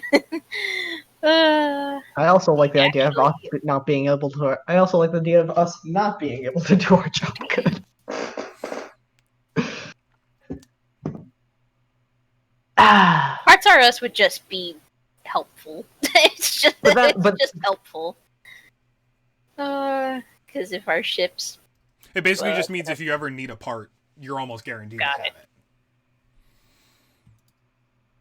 it. Ripping and fixing means like ripping and fixing kind of puts you toward the intent of like, okay, salvage is a thing we're going to be doing, like regularly. it prevents a Because complication. all these selections basically kind of hone in on like, well, okay, so what am I gonna like present to you for jobs then? Because I don't want you to all be taken like, man, we're so good at salvaging, and then give you like, well, time to do some crime, like stuff. I mean, I'll have the crime arrive probably, but like, as I would say. Incidental crime. incidental crime. What are we doing today? Oh, crime. Oh, crime. I love that. That's my favorite scene in the show, probably. It's just Simon being like, "What are we doing?" And Kaylee's just like, "Oh, crime, Crime. crime. We're doing crimes." The usual. Exciting new crimes. Okay, let's pick something. I'm also fine with just going all in on Ada. Oh, and on Ada. I'm fine. I'm fine with it too. Yeah. That's probably going to be pretty useful too. It's just like because that means so there's no That money seems- in this system either. You'll just gain assets like big haul, like if you get good stuff, or assets like we're low on our complications, like we're running out of money. And then when you try to buy stuff, you'll like roll to buy stuff. Basically, you'll roll for the social interaction more than you will roll for the like nitty gritty of like economy. Okay, so we get triggers, signature assets. Already made one, which is Ada. Chapel. We get 2 signature assets, or advanced signature assets rated at D8. These are the normal signature assets. There's also advanced ones which have triggers, but they're not active yet. We can make them active when we advance the ship if we want to. But when we take them for this, they won't have their triggers. I'm going to read through these real quick. Chapel, Crybaby, electromagnetic shielding, EMP weapons, flares and chaff, grapplers, hidden storage, hauling equipment, internal security, laser cannons, laser cooling system, med suite, mighty fine quarters, mining equipment, portable airlock, reinforced armor, shuttles, tractor beam emitter, warheads, advanced weapons control suite, command communication suite, Cortex code breakers, fancy sensor array, hidden weapons, maneuvering thrusters, nuclear fuel injection system, salvaging equipment, self-sealing bulkheads. That's it. I would say off the cuff, the salvaging equipment or the grappling tools, because if we are a salvaging ship, Yeah, I was gonna say tractor beam is up there for sure. Salvaging equipment is up there for sure. What is the grappler? Grapplers. Most grapplers are large magnetic clamps that are fired at a second spaceship with the intent to attack. Once secured, the clamp Not retracts and grapplers, pulls the second ship closer to the first. Salvaging Tractor equipment. beam just emitter. Why get into a spacesuit when you can grab rocks, salvage a ship, and other knickknacks from warm comfort of your ship? Tractor beam emitter's pretty good. Warheads. yeah. No. Just give Ada warhead. Ada's just like, aha, thank you. I did expect to take us into combat. Did you know I like that the tractor beams. tractor beam emitters, salvaging equipment I like consisting of tractor laser beam, and I cutting also torches, like electronic code breakers, magnetic grapplers, gravitic haulers and boxes. This set of equipment contains all the best stuff for getting into, cutting up, and towing stranded boats. Chop chop. That's good. When you create an too. asset related to salvaged parts while dismantling a ship, it lasts for the rest of the episode. I like it. But you And we won't can have only you pick- won't have chop chop to begin with. Yeah. So salvaging equipment or tractor beam, is that what we're feeling? I'm Yeah. Or leaning towards. warheads? Laser cannons. Oh, jeez. I will leave this decision to y'all, but Salvaging equipment sounds fucking rad. Well, Yeah. All right, so Yes. we are kind of leaning into being good at salvaging, Yeah. which seems good. We at least need to look. We need to appear to be good at it. You know, that's fair. That's very fair. And then if you accidentally end up actually doing salvaging, you have the Listen.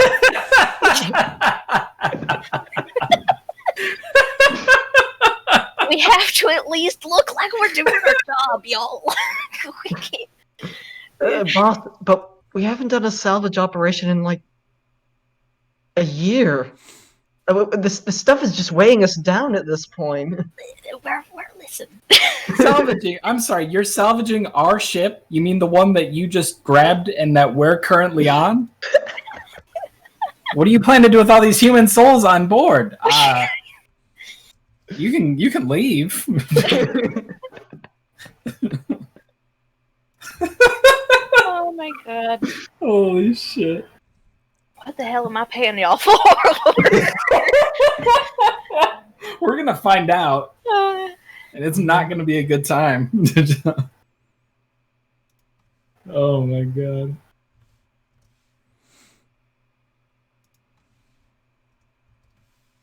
I love the naming conventions in this book. Naming conventions Yeah. in this book are great.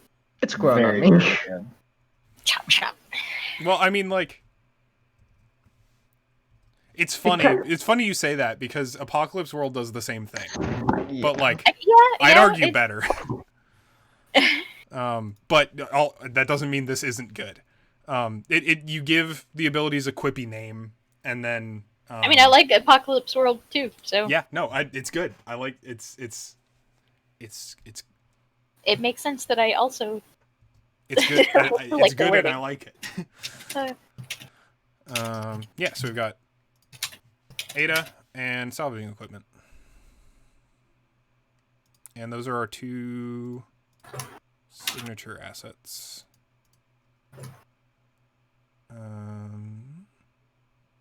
Ship names. Are we naming the ship Ada? I thought so. uh, The ship as a whole, they get or is like Ada just a member of the ship? Because that's also I think a very reasonable. Question. we could call way it to Lovelace. go. The Lovelace. Oh, there we go.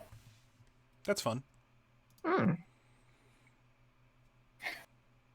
I mean, that was the most obvious and correct answer, I think.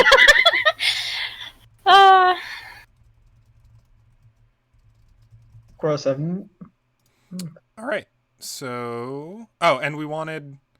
I'm gonna cheat a little bit. Hydroponics.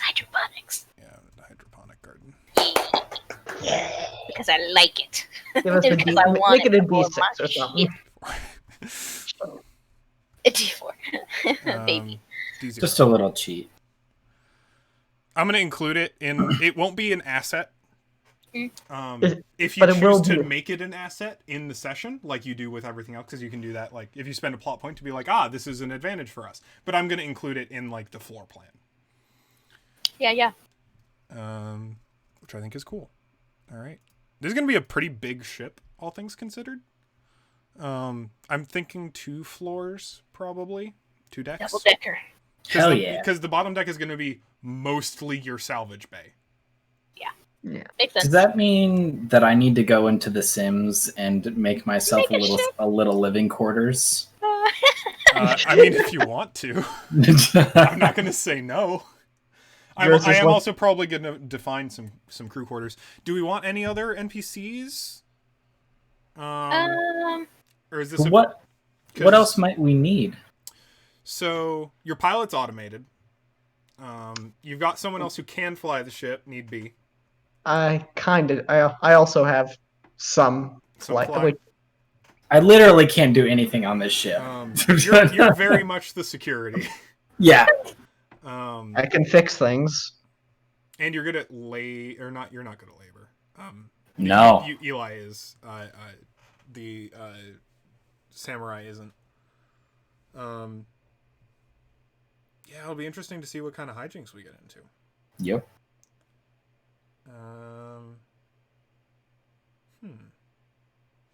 Sure, I saved my sheet. I had like one other question and I forgot what it was. Can we all place our character sheets in the text for voice? Yes. Potentially. I'll send the ship sheet over too. I'm just gonna screenshot them. Have a backup. If something happens to these, ding that, get that out of here. Get.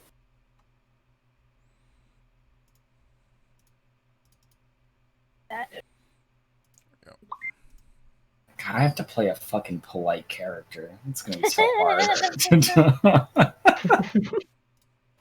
I mean, Yarlo was like a step above Amity, kinda. In terms of politeness or not politeness? In terms of politeness. Okay. Oh, I want to where give did no I save fucks. that? Okay. Yeah, I think you're Hopefully probably that's good on crew, and if you need people, you can pick them up. You're Yeah. theoretically going to have one more, and it might be a little bit of a passenger to crew situation, depending on who and what Caroline's character is. I hope she the can only join real us. holes we're missing is maybe like a socially based character. Yeah, someone like a Just because you can't make the rolls doesn't mean you can't No, be social. definitely, because we've got a lot of I think we've got enough diversity that you'll because it's not about like there's no party like structure in like you don't need like a healer and a tank and a caster and it's a lot more like these are the characters we have. Let's see what they do.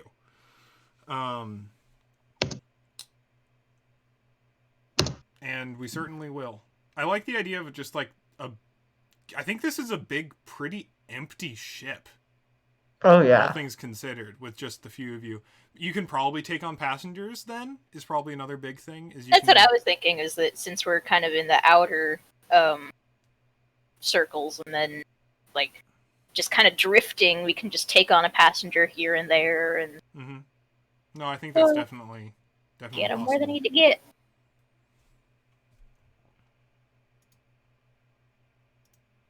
All right. I imagine we'd be towing too, because if we're salvagers and probably. a ship gets stuck, then you're towing people Rescue around. missions? Yeah. Yeah. Could be. You could do that. Completely unlicensed. It's fine. Don't worry Well, about it. nobody needs to know that part. That's Ada's why just we're way out I'm here. helping. Why are the cops here? Foreign entities detected. Locking out. Just like they send you a wave like to call on an open channel, and Ada like forcibly shuts it down. It makes me think of hanging up the phone, like done. They were rude, and I won't tolerate that on my ship. I love That's our right. rogue AI. That's right, Ada. We don't abide by no. Well, Ada complication thinks she's the captain. Dear. Oh, I'm gonna have a lot of fun with Ada complications. Oh yes, Just gonna I start cannot throwing wait. dice at that. I think we have a lot. We have a lot of complications. All of my characters' things are based off of creating my own complications. Yeah. Okay, here's the good thing. The more you create problems for yourself, the easier my job is. Because then I just see that and go, oh, I'm just gonna make that so much worse. That'll be fun. I'm definitely attempting to learn more from the Dale Friesen school of GMing. I still need to watch more. I still need to watch more of that. Start with Early Dice Friends, because it's very Yeah. fun. Early Dice They're Friends, like D&D Dice Friends stuff is very, very I fun. need to get up. like their Tomb of Annihilation one. That was their first one, yeah. But they didn't actually okay. play the campaign, they just play in Cholt. Yeah, chill. Their Paranoia campaign is amazing. Have you tried Cameron their? runs an Alien RPG campaign that is awesome. It's called Heat Death on YouTube. That one's awesome. It's a little more serious, but it's super good. I love that.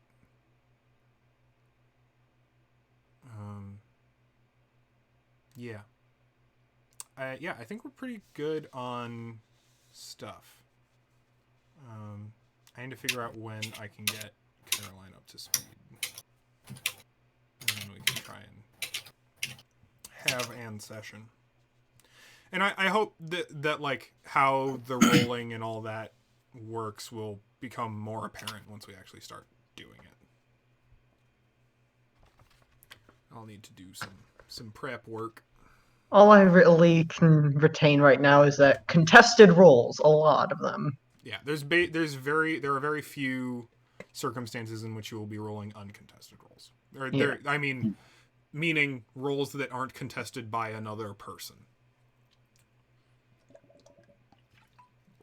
If they're not that, then I'll be rolling dice for difficulty and then like scale and skill.